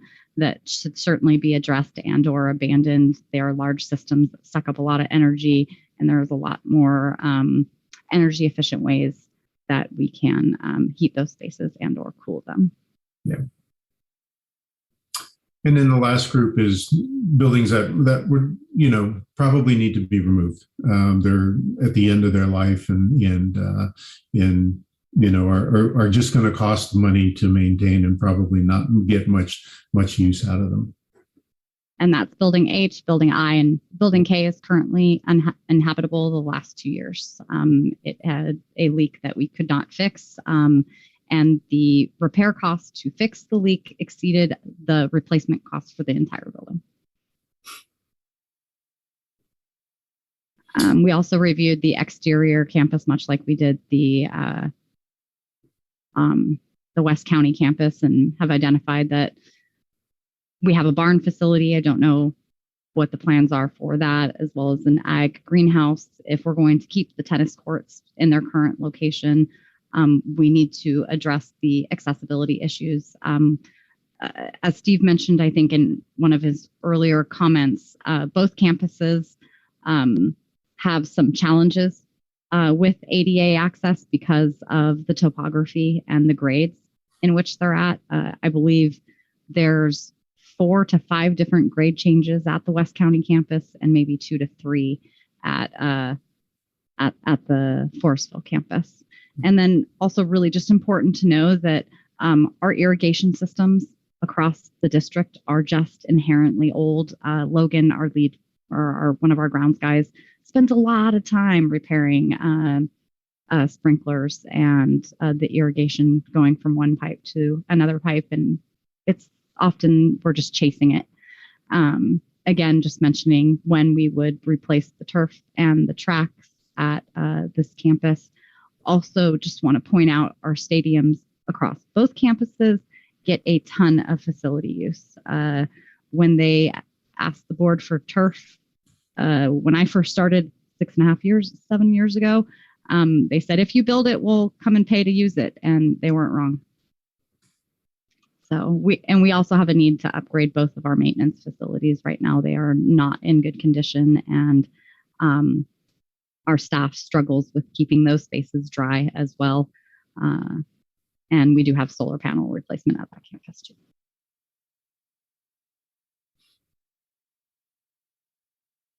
Okay.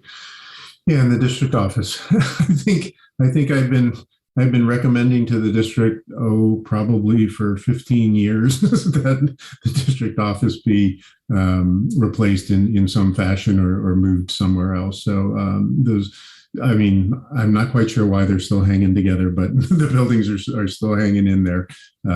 We've oftentimes worried about going through the floor in there. But so far so good. I don't think we've lost anybody, but they are in, pretty rough shape. So, really should be replaced, or have the district office move somewhere else. And then the pre-K building, I think that just kind of requires some discussion about what is the long-term plan for that facility. Sorry, I hit that wrong. But that's okay. I was pretty much done. Perfect. So you want to take this one, Jenny? Yeah, this is kind of where it would be important for Tony to rejoin the conversation, because I think a really important part of us showcasing tonight is that we know what we know about our facilities. We did a 2011 facility assessment, and it identified $165 million worth of various facility needs and improvements that we went through on one of the earlier slides. That number has probably doubled based on the realities of today's construction climate. With what we're dealing with today is the supply chain demand. Try to go get a piece of 2x4 or anything. It's a struggle, along with our community's unique situations, which is we have a lot of construction happening because of the fires that we've had. So that cost has increased quite a bit. Likely the 2011 assessment that we did probably has some stuff that we need to add to it. Although we've captured it from then, it's still quite a bit old. So we would like to revive that a little bit. We don't necessarily need to do a full and complete facility assessment again, because we have a starting base, and we also know what we know about our facilities. So we need to balance the greatest need for the facilities with what Tony talked about at the beginning of the presentation, which is the programmatic needs. It's really important for program to drive facility improvements, but also we need to take care of the basic necessities. So it's finding that happy balance and getting a group of people together to have a positive outcome on the classrooms. Do you want to add anything to that, Tony? Oh, she's muted. I just said, I think you said it very well, that we need to be, of course we need to do what we need to do to the facilities in order to keep them maintained, right? But beyond that, the decisions that we make need to be driven by the programs that we're going to prioritize in the district. Which leads us to the next steps and recommendation. At this point, we're recommending a smaller facility master planning process. We've talked to you guys a lot about facility master planning, and typically you get together a large group and we all sit down and we look at the 50,000 foot view and we start to dream about what we want our schools and our campuses to look like.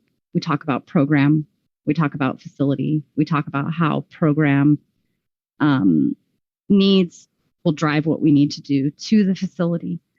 Just taking off the top of my head, science classrooms, incorporating any 21st century next generation programmatic requirements or suggestions from CDE, which is California Department of Education, and working with our staff to make that happen. That's the bigger facility component. We're suggesting doing a smaller group because we know that we have limited funds. You saw it on, I think, slide 4. We have $23 million currently available to us, with $47 million available left in future bond sales. That's not enough to do the facility assessment from 2011, let alone the facility assessment in today's dollars.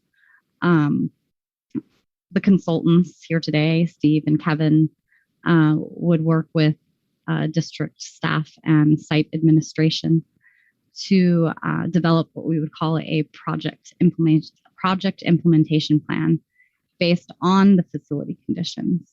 And it would address the overarching programmatic needs and site configuration. We would bring that back to the board likely in spring of 2022 for review and approval. What happens after that is when we have a project prioritization list, that's when we'd start to work with our stakeholder groups, our teachers, our additional staff, classified staff, custodial staff, office staff, as well as our community, our parents, and most importantly, our students. And I said teachers, right? Very important to involve teachers. And that's when we'd sit down and go through a process that we call design development. And we design that project and we get everybody's input. I'll let Steve or Kevin chat about what that process looks like, just so everyone's aware. Yeah, so I think we went through that process a couple of times over the last few years, once with the band room on the West County campus, and then again with the performing arts facility out at the Forestville campus. So the Forestville Performing Arts Center is the one that's freshest in my mind. We had a pretty big and active group that was involved in that. And again, bringing those stakeholders in and talking about what the resources are for the project, what the scope is for the project, aligning those two things, making sure that we're building something that, that we can afford, but yet making sure sure that we're building a facility that supports whatever program, we happen to be looking at. So we, as Jenny said, we had everybody involved in that, from the superintendent to site administrators to the faculty, definitely having teacher input to community people. We had actually quite an active community group in that programming process and planning process, and we had some students involved in that as well. So it was a really good process, and it's one that, again, we've used a couple of times in the district, and it really is making sure that everybody who has a vested interest wants to be engaged in the project has the ability to be part of that process. And it's not that we're going to fulfill every desire of everybody in the committee, but everybody gets to see how the soup is made and see what decisions are made and why they're being made. And then at the end of the process, having a consensus of what the project is, and how much it's going to cost. So it's a good process, and everybody, I think, comes away with it feeling like they've been heard and have had the ability to be engaged in the process. And I've been a part of a design development process in all the construction projects that I've worked on, where we were doing anywhere from light modernizations to massive modernizations. And it's a process that really works. We're used to it. We know what we were going in for. It usually takes us a couple of months to go through design development. It doesn't happen overnight. And then we come back through the additional phases of design, which would be schematic design and then construction documents, just to make sure that we have everything captured correctly, because sometimes we do miss something. It's really important to involve our stakeholder groups at the design level, because we want to know what we need to know before we go out to bid or go through project approval. And so this is a little different than what we've discussed with the board in the past in terms of doing a large-scale facility master plan.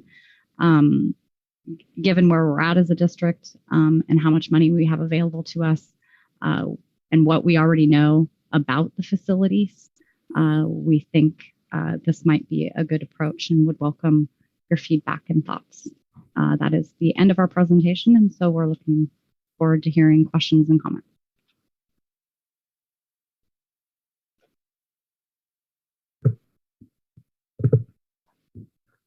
Okay, we'll bring it back to the board. Any additional questions or comments?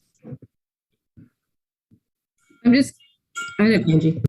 So you guys, Steve, you were talking about the Performing Arts Center in Forestville, correct? At the El Molino campus.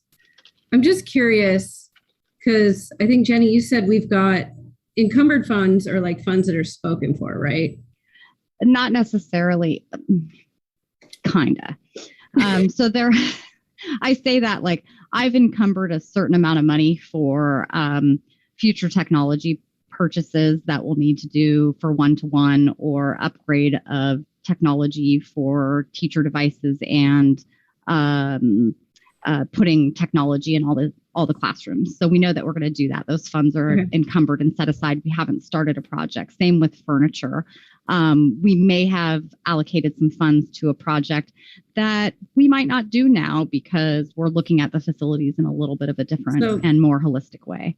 That was my question, is that, that Performing Arts Center was 10 years in the making or so, and we know we're in declining enrollment.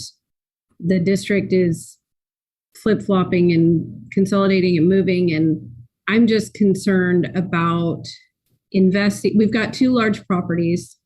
I almost feel like, we've got to have this major discussion of the two properties. I know we've done the 50,000s, when consolidation was being just presented or talked about, there were different scenarios that were presented.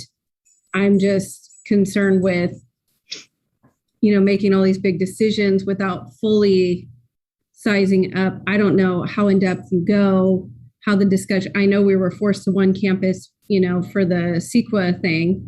So I'm just curious how we get up to speed and equip ourselves to yet make another well-informed decision. These are big decisions that involve a lot of money.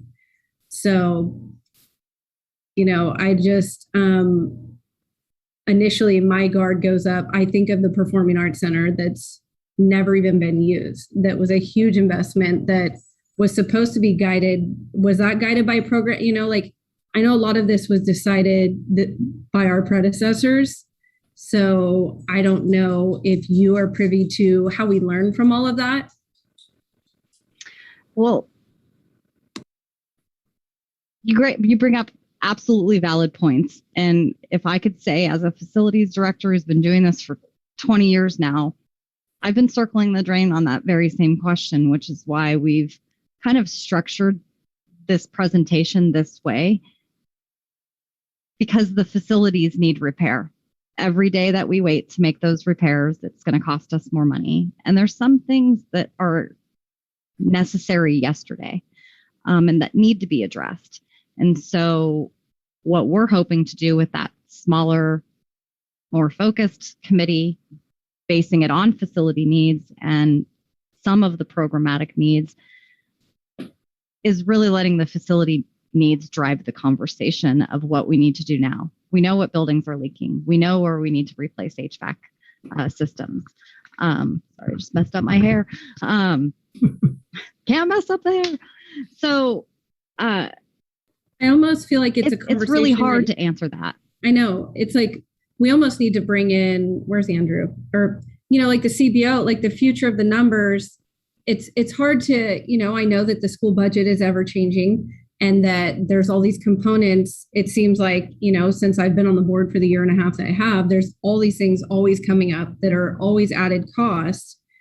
I'm sitting here going, oh, dear goodness, we're going to, you know, where do we even start? How do we make an informed decision that it's for the greater good without, you know? And I'm having to base some of the direction that we're moving forward with facilities based on how we're currently using them, not how we might be using them, but how we're currently using them. And that's why we presented it this way, because one campus is being utilized more than the other campus. One campus needs more work than the other campus when you're only looking at facility preservation versus campus modernization. And if we took a lens of both of, like if we looked at the West County campus with just deferred maintenance, it would likely look similar, which just roofing, just HVAC, and just basic finishes. Right. And we probably still wouldn't have enough to do everything.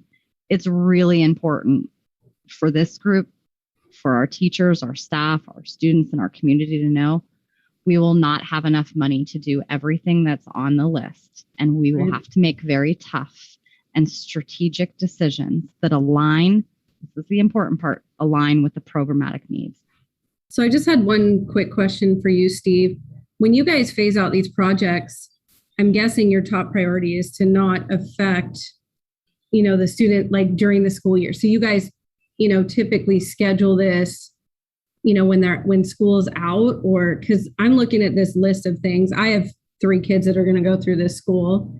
And I'm thinking, oh my gosh, like if the main, you know, how do you do it in a way that, you know, makes the, I guess, school experience as minimally affected as possible? Yeah, and that's something that we definitely take into account as we plan every project. And let's just take the main building at the West County campus, for instance. That's a major amount of work. And so whether that building can be partially occupied during that or not is something that we're going to have to take a look at. Again, it'll depend on the amount of scope, but we've done that sort of thing on multiple story buildings where there are different wings. Generally, you don't do work by floors because you don't want, you know, construction happening either above or below students. So typically what we do is we section off pieces of the building. For the most part, when you're doing major modernizations, you can't do that over the summer. It's just too much work. And so it is going to go into the school year. And so what you do is you look at creatively looking at other spaces that might be available on the campus. There's a sequencing of things, and that's why we call it an implementation plan, because there's certain pieces that need to occur before other pieces that occur. And so you have to line those things up to make sure sure that you're not sort of painting yourself in a corner, so to speak, in terms of facilities. So you want to do the things that maybe have the greatest need right up front, but realize that you're going to have to mitigate that impact on the campus, and how do you do that? And then there's a financial piece of it too. So as the money comes in, you don't want to overcommit to projects. So let's take for instance, there's a project that or a series of projects that exceed what you currently have in the bank, right? So what we want to do is work with you to figure out when the next bond issuance should occur. The one thing you don't want to do is borrow money to do these projects above and beyond what you're already doing with the bond. And so you want to make sure that the cash flow stays in the positive so that you're never spending more than you have in the bank. So all of these things kind of go into a very large spreadsheet, frankly, and so that you watch all of these things and making sure that you're planning the projects in sort of a logical order, and not causing yourselves problems. But it's a big logistical issue that you really have to think through. I'd like to touch on that just a quick bit, because part of what I look at when we're doing not just multi-phased construction from summer throughout the school year, but we're going to be doing construction every year consistently for likely a decade. That has an impact. And so what we'll want to do is strategically deal with what we would call temporary housing. Bond can pay for temporary housing. We locate an area on the campus. It's ideal for portable classrooms, temporary portable classrooms, not the ones that have stayed forever and ever and ever, to house students and teachers as we modernize facilities. Again, an example being the 2-story main building. If we determine that we have to vacate the 2-story main building to allow for construction to happen more quickly, we would put temporary housing somewhere, and we would likely phase the next several projects to utilize that temporary housing project after project. So the main building teachers would move in, and then if we did the East Wing, they would move in, and so on and so forth. So that's really important in terms of the structuring process. And that's why it's so important that implementation lay all of this out. Yeah. Then the second piece of that is how we award a project and who we work with. If the project is going to be overly complicated, such as a massive modernization to a 2-story, actually 3-story, because there is a basement there, main building, you really want to look at potentially doing what we would call a lease-back contract versus what we traditionally do as the design bid build model, because then you're subject to working with the low bid versus somebody that you've chosen to work with who does this every day, all day long, and you're getting their A team. So that's just some food for thought. Right. Are you guys confident you guys can execute these projects? We have like a major capacity issue. It's like, I don't even know where you would put portables to rehouse. I don't know. Well, if there's one bright side to your enrollment projections, is that you're going to have less students that you're going to have to house, so you may have some facilities come available. One of the things we try to avoid doing is spending a lot of money on temporary housing. So if we can find some creative ways to house students in existing facilities, which may include possibly using some of the facilities out in Forestville during this time, maybe that's a better option than bringing in portables.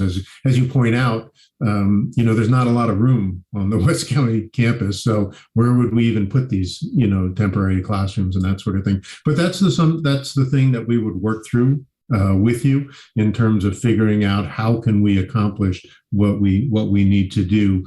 And one thing about these projects too, I mean, they take some time. From the start of a major modernization to the finish could be 2.5 years. And so it's going to take some time to do that. So we'll have some options as we go through the planning process as to how we handle the temporary housing issue. And same with the really important to hone in. If we started a project today, we won't have DSA we won't have the project submitted to DSA for 6 to 7 months, and then it'll spend 6 months there.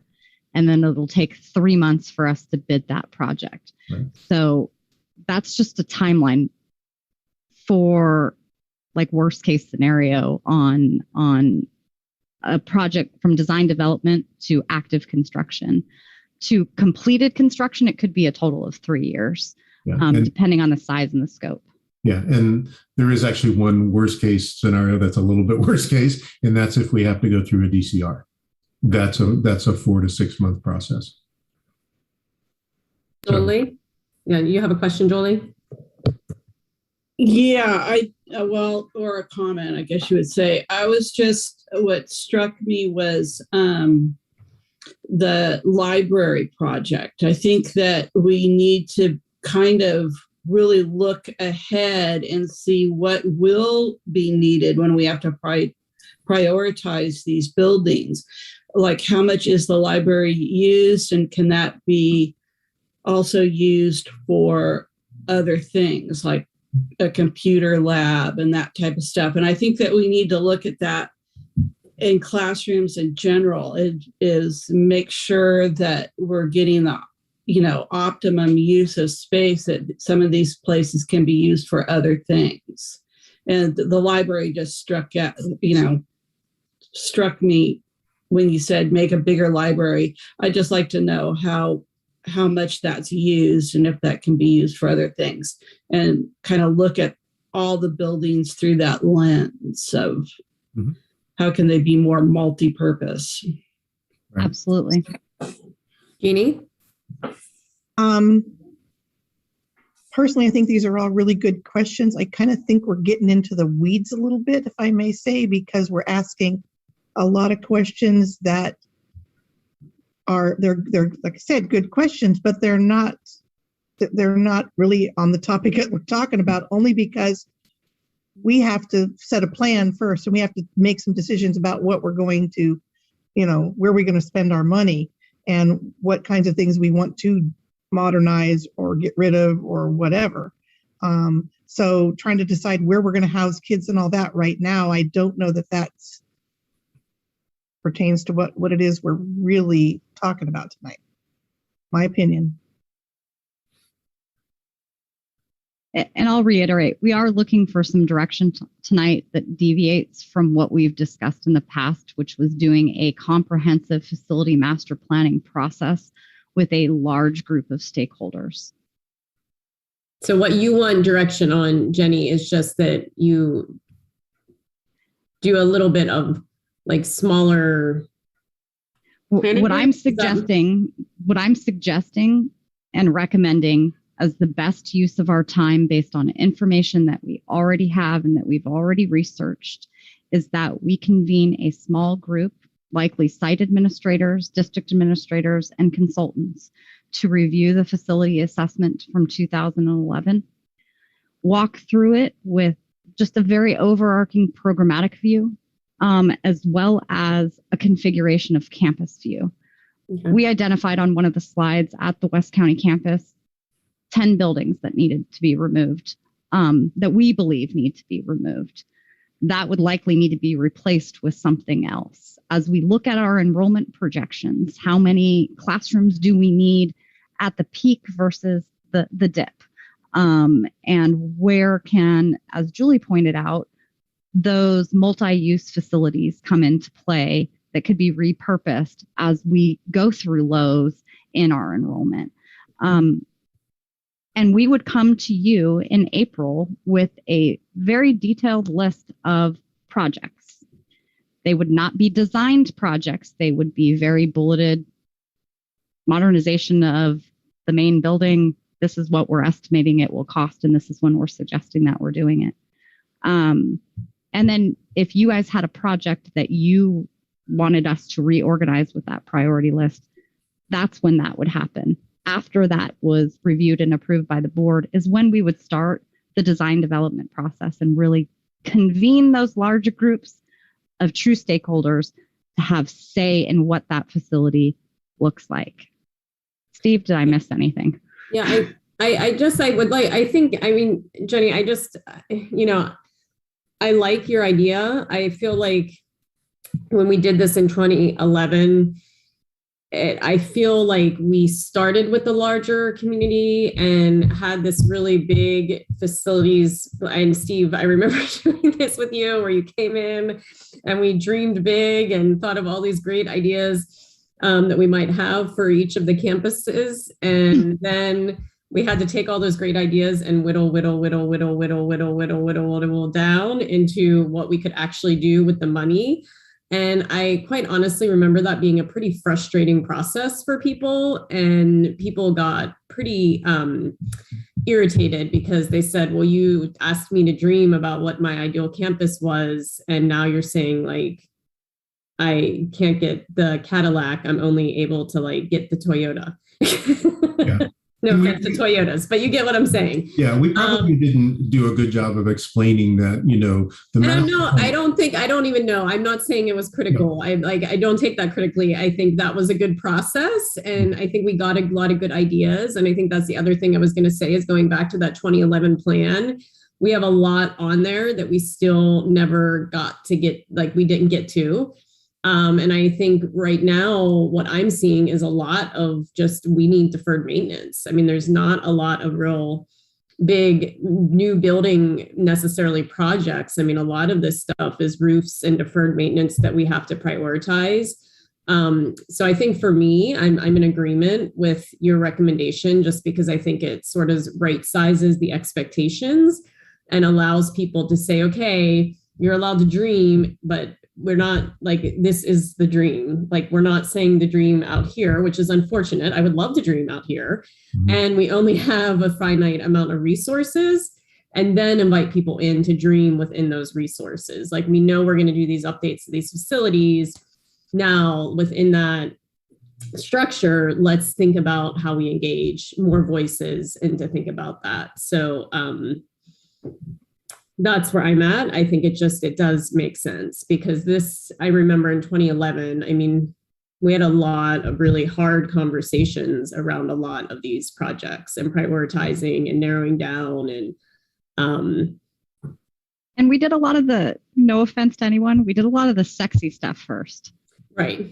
What we're talking about here, not so sexy. Well, that's what I'm saying. It's like, we're not talking about a lot of like fun new like buildings. It's like you got a new thermostat. Yeah. There you go.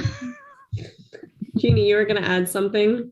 I just wanted to concur with you, Kelly. I also believe that the 2011 process was kind of burdensome, and you're right. People got ideas of grandeur and then thought that was going to happen, and then when it didn't, were very upset. It was sort of like when we did our budget advisory committee back at the same time. It was not successful, and it really frustrated a lot of people, and people spent a lot of time and a lot of their time and talent put forth. And I think that it really, it kind of backfired. And so I totally agree with the plan here, looking at the process, kind of paring it down a little smaller, and then bringing forth information to the board at after they've done some hard thinking about all of their needs. Patrick? I'm a little concerned about some of the issues. We have some leaking and stuff, and if we're gonna not get a plan back until spring, and then it's going to take 14 to 15 months. I mean, we're looking at 2 years of leaking. I mean, can we not expedite some of those things that need quicker attention, or are we just is what it is? Both. Hate to answer it that way. We address the leaks in very, very creative ways. We'll get up there. Our grounds crew doubles as roofers during inclement weather, and they're up there cleaning roofs. They're up there patching them. If a patch isn't working, we will hire a third-party roofer to come out and patch those. Sadly, we have tarps over all of the areas that we know leak. The rub in the rub for me as a facilities director, and where I have been circling the drain for the past 5 years, is throwing good money for bad. If we're going to remove a building and demolish it, it's really hard for me to ask you to spend $200,000 re-roofing it. No, I get that, but I guess I'm concerned that not repairing the leaks properly only leads to more damage downstream. And now what would have cost us $200,000 to fix is now going to cost us $400,000 to fix because we didn't fix the leak. Well, so I want to be real careful about what we say. Anytime we get a leak, we do our best to repair it. We don't leave things leaking for years and years. We do have facilities that have areas of the building that have leaked for years. Perfect example, Industrial Arts Building. It's not the roof, it's the windows, and it's the building design. We have tarps over it right now. I hear exactly what you're saying, and unfortunately, the state of California doesn't fund education, doesn't prioritize facilities, and hasn't given us large pots of money to be able to access. So we have to ask our local constituents to pass local bonds in order for us to address basic facility needs. And this is not a problem unique to our district. It is everywhere across the country. And sadly, it's a fact that we have to deal with. And our maintenance crew and my staff do the best we can to maintain the facilities in as good of condition as possible and hire consultants and or contractors to help us mitigate those repairs until which time we can replace them. And frankly, there's a lot of things that we are slapping Band-Aid after Band-Aid on. I hear you. Is roofing a DSA project? So yes and no. Some yes, some no. We've identified that, and we do have Bennett here from Strata. He's operating a little bit in the background. We did that presentation for you guys at the last board meeting where we identified all of our roofing needs across the district and gave them priority 1, priority 2, priority 3. Priority 1 would be targeted for this year, this coming 2022. Priority 2 would be 2023, and priority 4 would be 2024. Sorry, I did that backwards. 2024 would be priority 3. Some of those are DSA projects and some of them are not. It really depends on the structural integrity of the building itself, as well as whether or not we're replacing the HVAC equipment at the same time, which is typically what we would recommend because you're killing two birds with one stone. You're already up there. Might as well do them both. So yeah. So just a follow-up question then. So if in April we prioritize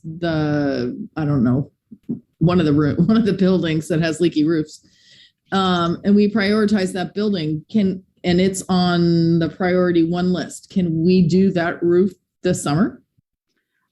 Right now at the Forestville campus, we would be able to do Building C, the library building, the J building, and the D building. Every other building would require DSA. At the West County, Denise, I know Denise has that one. I have it. I think you have the West County High one. Yeah, at the West County building, we could do the main building admin part, the low part of the roof, and the D building, which is the auto shop, would not be DSA projects, is what we identified. Everything else would be DSA. Then at the Student Services Center A, we could do classrooms 4 through 7. We could re-roof those classrooms, but those buildings are slated for removal. So this is where we're struggling. Also, like the Industrial Arts Building, that needs a massive renovation. It is likely to be over 50% of the cost to replace it. So we would need to come up with like a happy medium to repair those leaks. We may spend $50,000 doing a temporary rehab of that versus a full roof replacement or a window replacement to the tune of $500,000. So we'd have to come up with temporary fixes for long-term issues. Very, very good points, Patrick, though. I have a question about that, about the auto shop. Can I ask that? Yeah, go ahead, Jeannie. We're not currently using the auto shop, right? So, we're using the classroom side for, I think Heidi Mickelson is teaching one, if not two sections of ag mechanics. And we did not have a proper ag mechanics facility. So that is something that we've put in there temporarily. The auto shop side is currently storage. That is one of the buildings that we listed as a removal. Okay. All right. Thank you. That's for clarifying. That makes it clear because I didn't think we were using any part of it. So it's interesting to know that we are actually using the classrooms. Okay. Thank you. Julie? I'm usually not do things fast person, but it seems like it would be great to be able to get going as soon as possible. So I like any plan that gets us going quicker. And I also think that we should prioritize buildings by those, used by the most kids and that have the greatest need. So I vote for anything that gets the process going a little bit faster.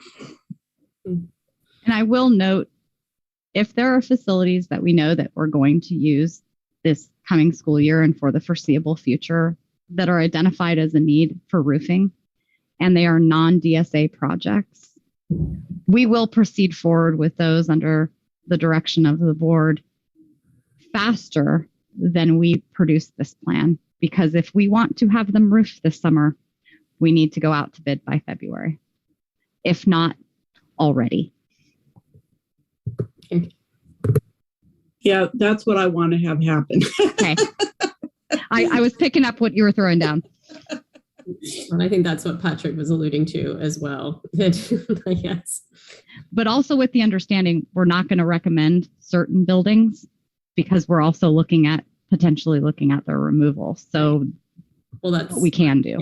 Yeah. Well, exactly. Yeah. So I think at this point, I feel like we're at a point where we can open it up to public comment. And I see that right now we'll just ask anyone who wants to make a comment, please raise your hand. See that we'll give it a second for people to, if you want to make comment, please use the raise your hand feature.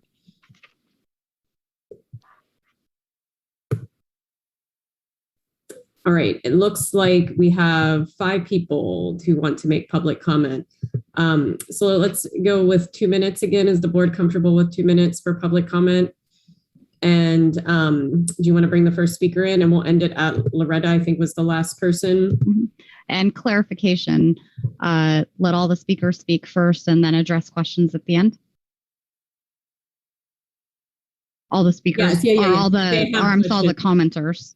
Yes, if they have questions, yes, don't individually answer the questions. Thank you. So if I'm going to ask a favor because I'm doing this, if somebody else could help me write the questions down, I'm going to do my best.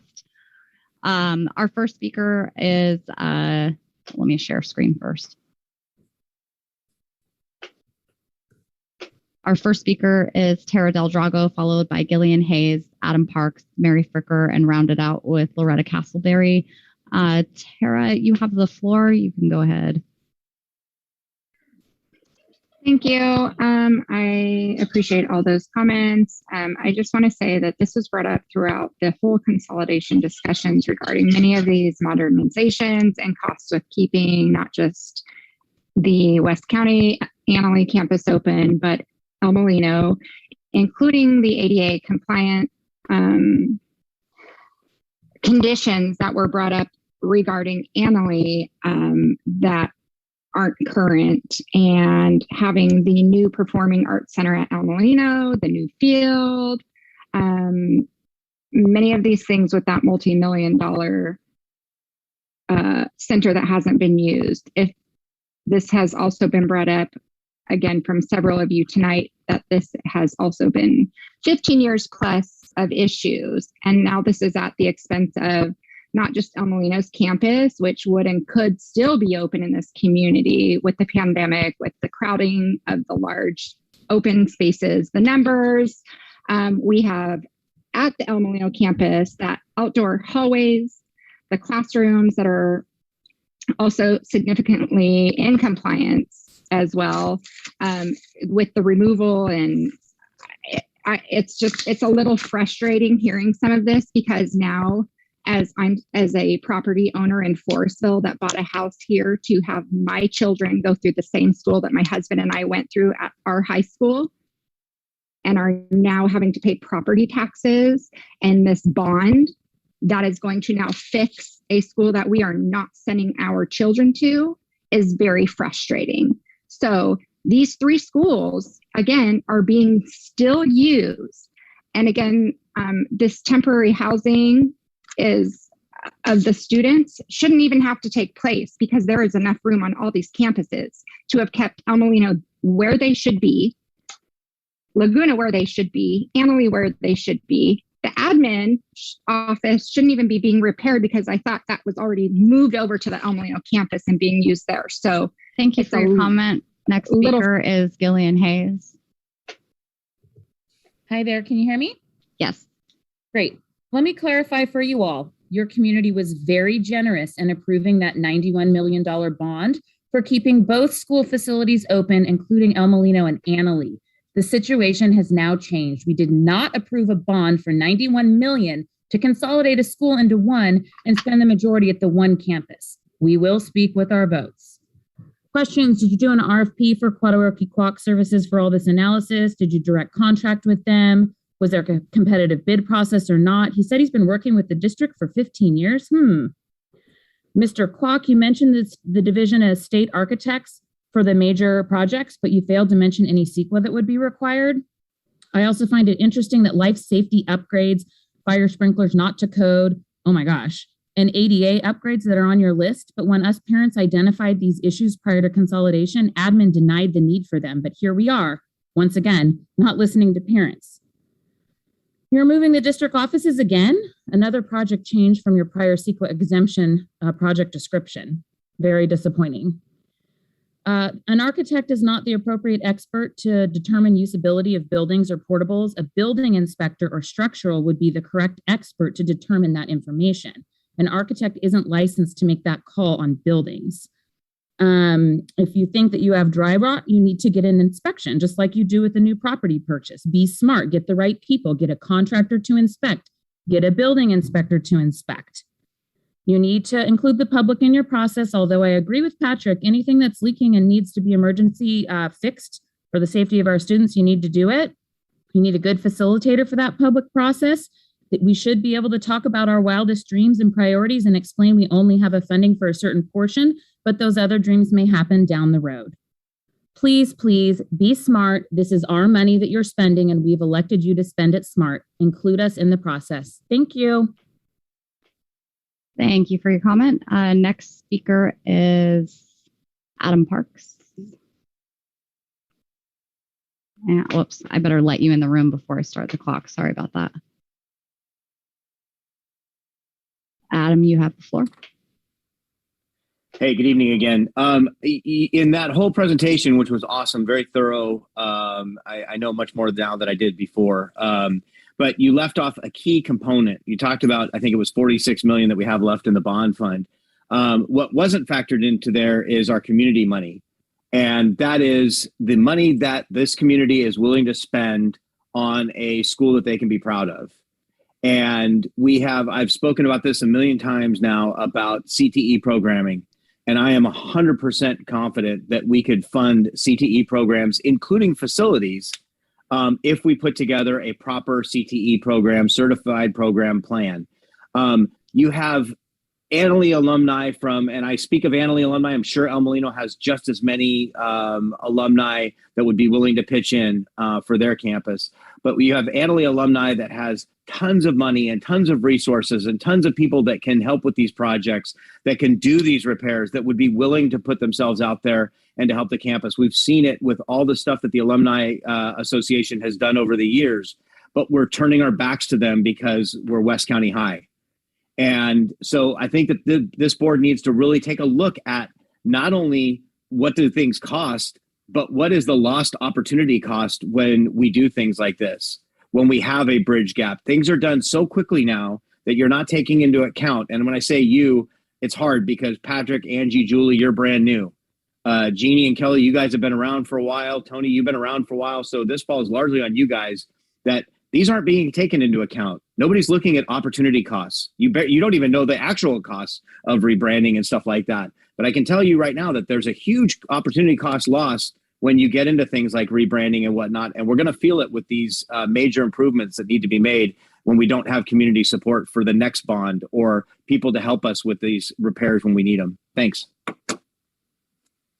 Thank you. Next speaker is Mary Fricker.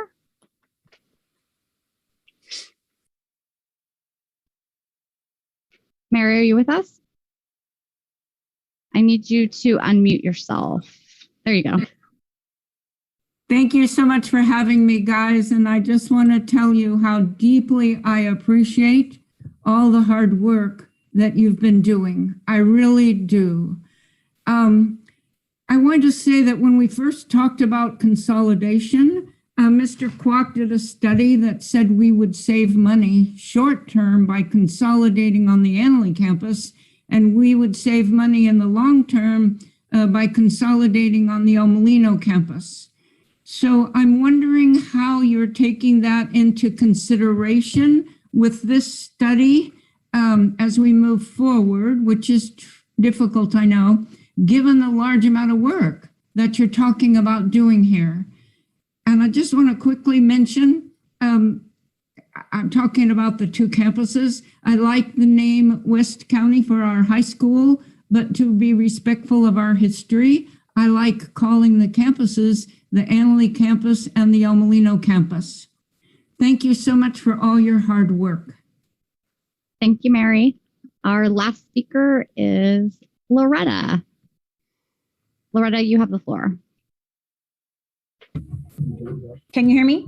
We can.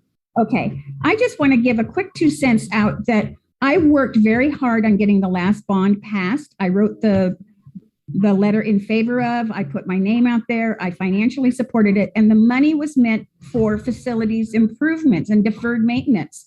And unless we use that money for what we said to the voters it was going to be used for, which is repairing the roof and fixing the windows and whatever else needs to be fixed, then we have told our taxpayers a lie. And I don't see this community passing another bond anytime soon. So we need to use this money wisely. We need to show them that we will stand by what we said we were going to use the money for, and that is to fix the buildings. And if all of the students that are being affected are on the Annalee campus, then that's where your priorities need to be. When Adam said we have community resources, I can tell you right off the top of my head about 5 roofers that I have on my list, and I'm sure they would give us a favor. We've always asked, and we've always been satisfied with our Annalee alumni, and they will come through, but they will only come through if it's an Annalee campus. Thank you. Thank you. Hold on, I'm stopping the screen share. That's it. So we'll bring it back to the board. So the direction Jenny was looking at for tonight was next steps on the process, to do a process with the team to bring people together and then come back in April with some recommendations as far as process, next steps, and then have a larger community engagement process around the specifics of what those projects would look like. It seemed like before public comment, the board members were in agreement with that direction. Are we still okay with providing that direction?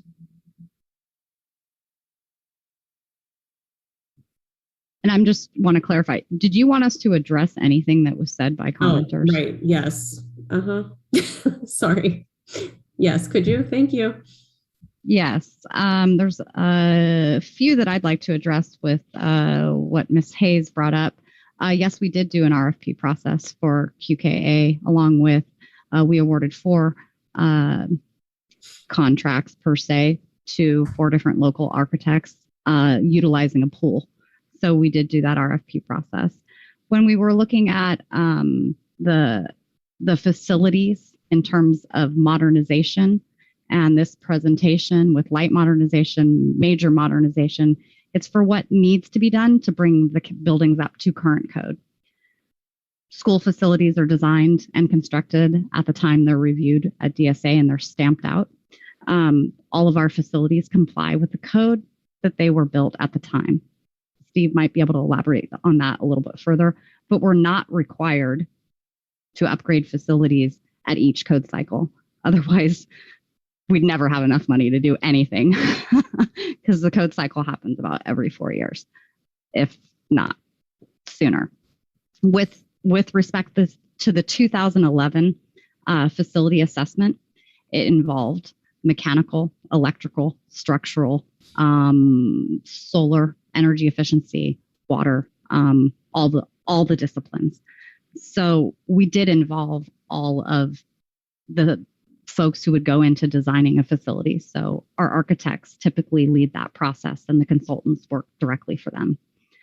Steve, would you like to elaborate on that a little bit further? Because it's really concerning to me when we talk about facilities that aren't safe. All of our facilities are constructed and built with strict Field Act requirements and laws governed by the Division of State Architects. And we take school facility and safety extremely seriously. Yeah. It's my job. Yeah, and as architects, obviously, we have a responsibility for the safety of students and for faculty and everybody who works in those buildings. And as Jenny said, we take it very, very seriously. We do lead a team. We are not experts in structural and mechanical and electrical, that sort of thing. And so there is a team that does come in and do these evaluations of the buildings, and they are highly trained professionals. They're all licensed by the state of California to do exactly what they do. And so it is true that architects don't do it all by ourselves, but we do lead and coordinate that effort and make sure everybody who needs to be involved is involved in the process.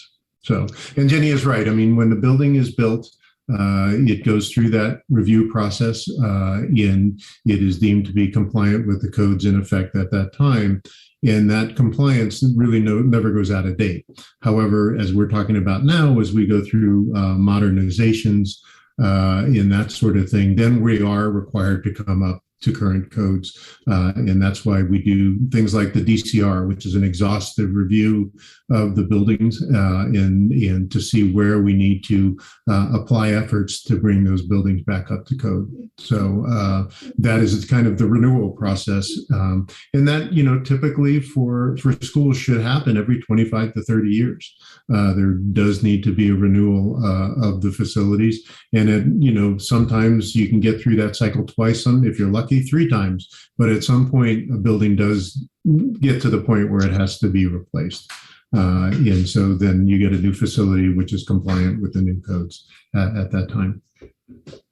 I'd also like to address the CEQA component. We did not bring it up tonight, as again, this was an overarching conversation strictly focused on what the building needs were. We will, of course, follow all the CEQA processes for facility modernization and construction, which on most occasions end up being a categorical exemption, if not on rare cases, a mitigated negative declaration. With respect to some of the comments made by Mr. Parks with funding and strategic partnerships, we did not really discuss additional sources of funding tonight. We know that the state has different and varying levels of grants available to us year to year. I've been working closely with Heidi Mickelson, who's our ag teacher, on potential CTE facility grant applications that we could apply for. We could also look at our eligibility in terms of the state. We're usually for a facility eligible for funding every 20 years. Is it 20 years for new construction and 25 years for modernization? Mm-hmm. Or did I have that backwards? think that's right. Either or. Yeah, modernization is 25 years. There is no particularly timeline for new construction. It's just whether or not you have eligibility under the very sort of weird and bizarre OPSC rules. If you meet their formulas, then you qualify for the money. So, and we believe we have some eligibility at the West County campus that was not utilized during the Measure I projects, and it was roughly in the $3 million range. We will, of course, go after those dollars. And then, of course, if there's any local money in addition to what our voters have passed, we will gladly accept that. We're never going to turn down money.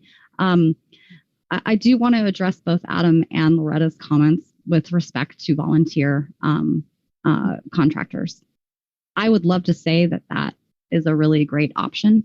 The district and school facilities are under strict and regulatory processes for how we bid projects and award projects. I don't know how a volunteer roofing project would go with DSA. I just don't. It sounds great in theory. In terms of the paperwork and the things that happen behind the scenes that nobody really gets to see, because we've had contractors on this campus while I was here that we had to coach through the DSA process. And that was a byproduct of what we call design bid build, which we award to the lowest bidder.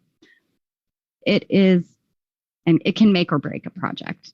And it could be more costly than not. I'm not saying that our local contractors who would be worthy of volunteering would or wouldn't do a good job. They're probably very professional, but the paperwork that goes along with doing school construction projects is unique. And there are a field of people out there that strictly work on public works projects. Doing a massive modernization or a light modernization with volunteers can also be challenging. We've struggled with projects like the greenhouse at the Forestville campus. That was procured and supposed to be installed by, built and installed by volunteers. It sat there for 2 years and we finally paid to have it built. So those are where the processes can go wrong. I'm just saying, let's be cognizant of the opportunities to involve strategic partners out there in our community to do projects with us, but also know that there's a higher level, there's a higher bar that we have to kind of reach to. I'm not sure. I wrote down all of those and then I got lost on a few. I think I addressed most of the bigger. Most of them. I think you covered most of them. Thanks, Jenny. Mm-hmm. So going back to board direction, it looked like Julie and Jeannie were okay with the recommended direction. Patrick, Angie. I am as well. I'm all for going as fast as we can to get what we need to get done. Angie.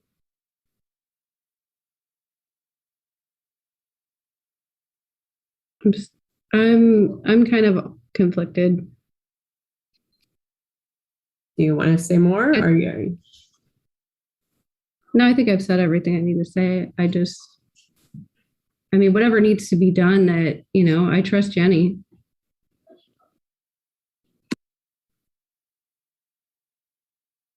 We're going, just for because I kind of know where you're at, Angie, I think I'm picking up on it. We are going to focus mostly on facilities that are currently being used and potentially looking at addressing some more consolidation at the Forestville campus to reduce the amount of buildings that we would potentially have to work on in order to provide the program there. That sounds fine to me. Thank you, Jenny. All right, well, it looks like you've gotten your direction on next steps, and we look forward to hearing more about the process as it moves forward. And thank you all for your great work on this report tonight and bringing forward these details. Thank you. Thank you. Everyone have a good night. All right. And I think that's the end of our agenda for this evening. So we will see you next Wednesday. Thank you. Good night.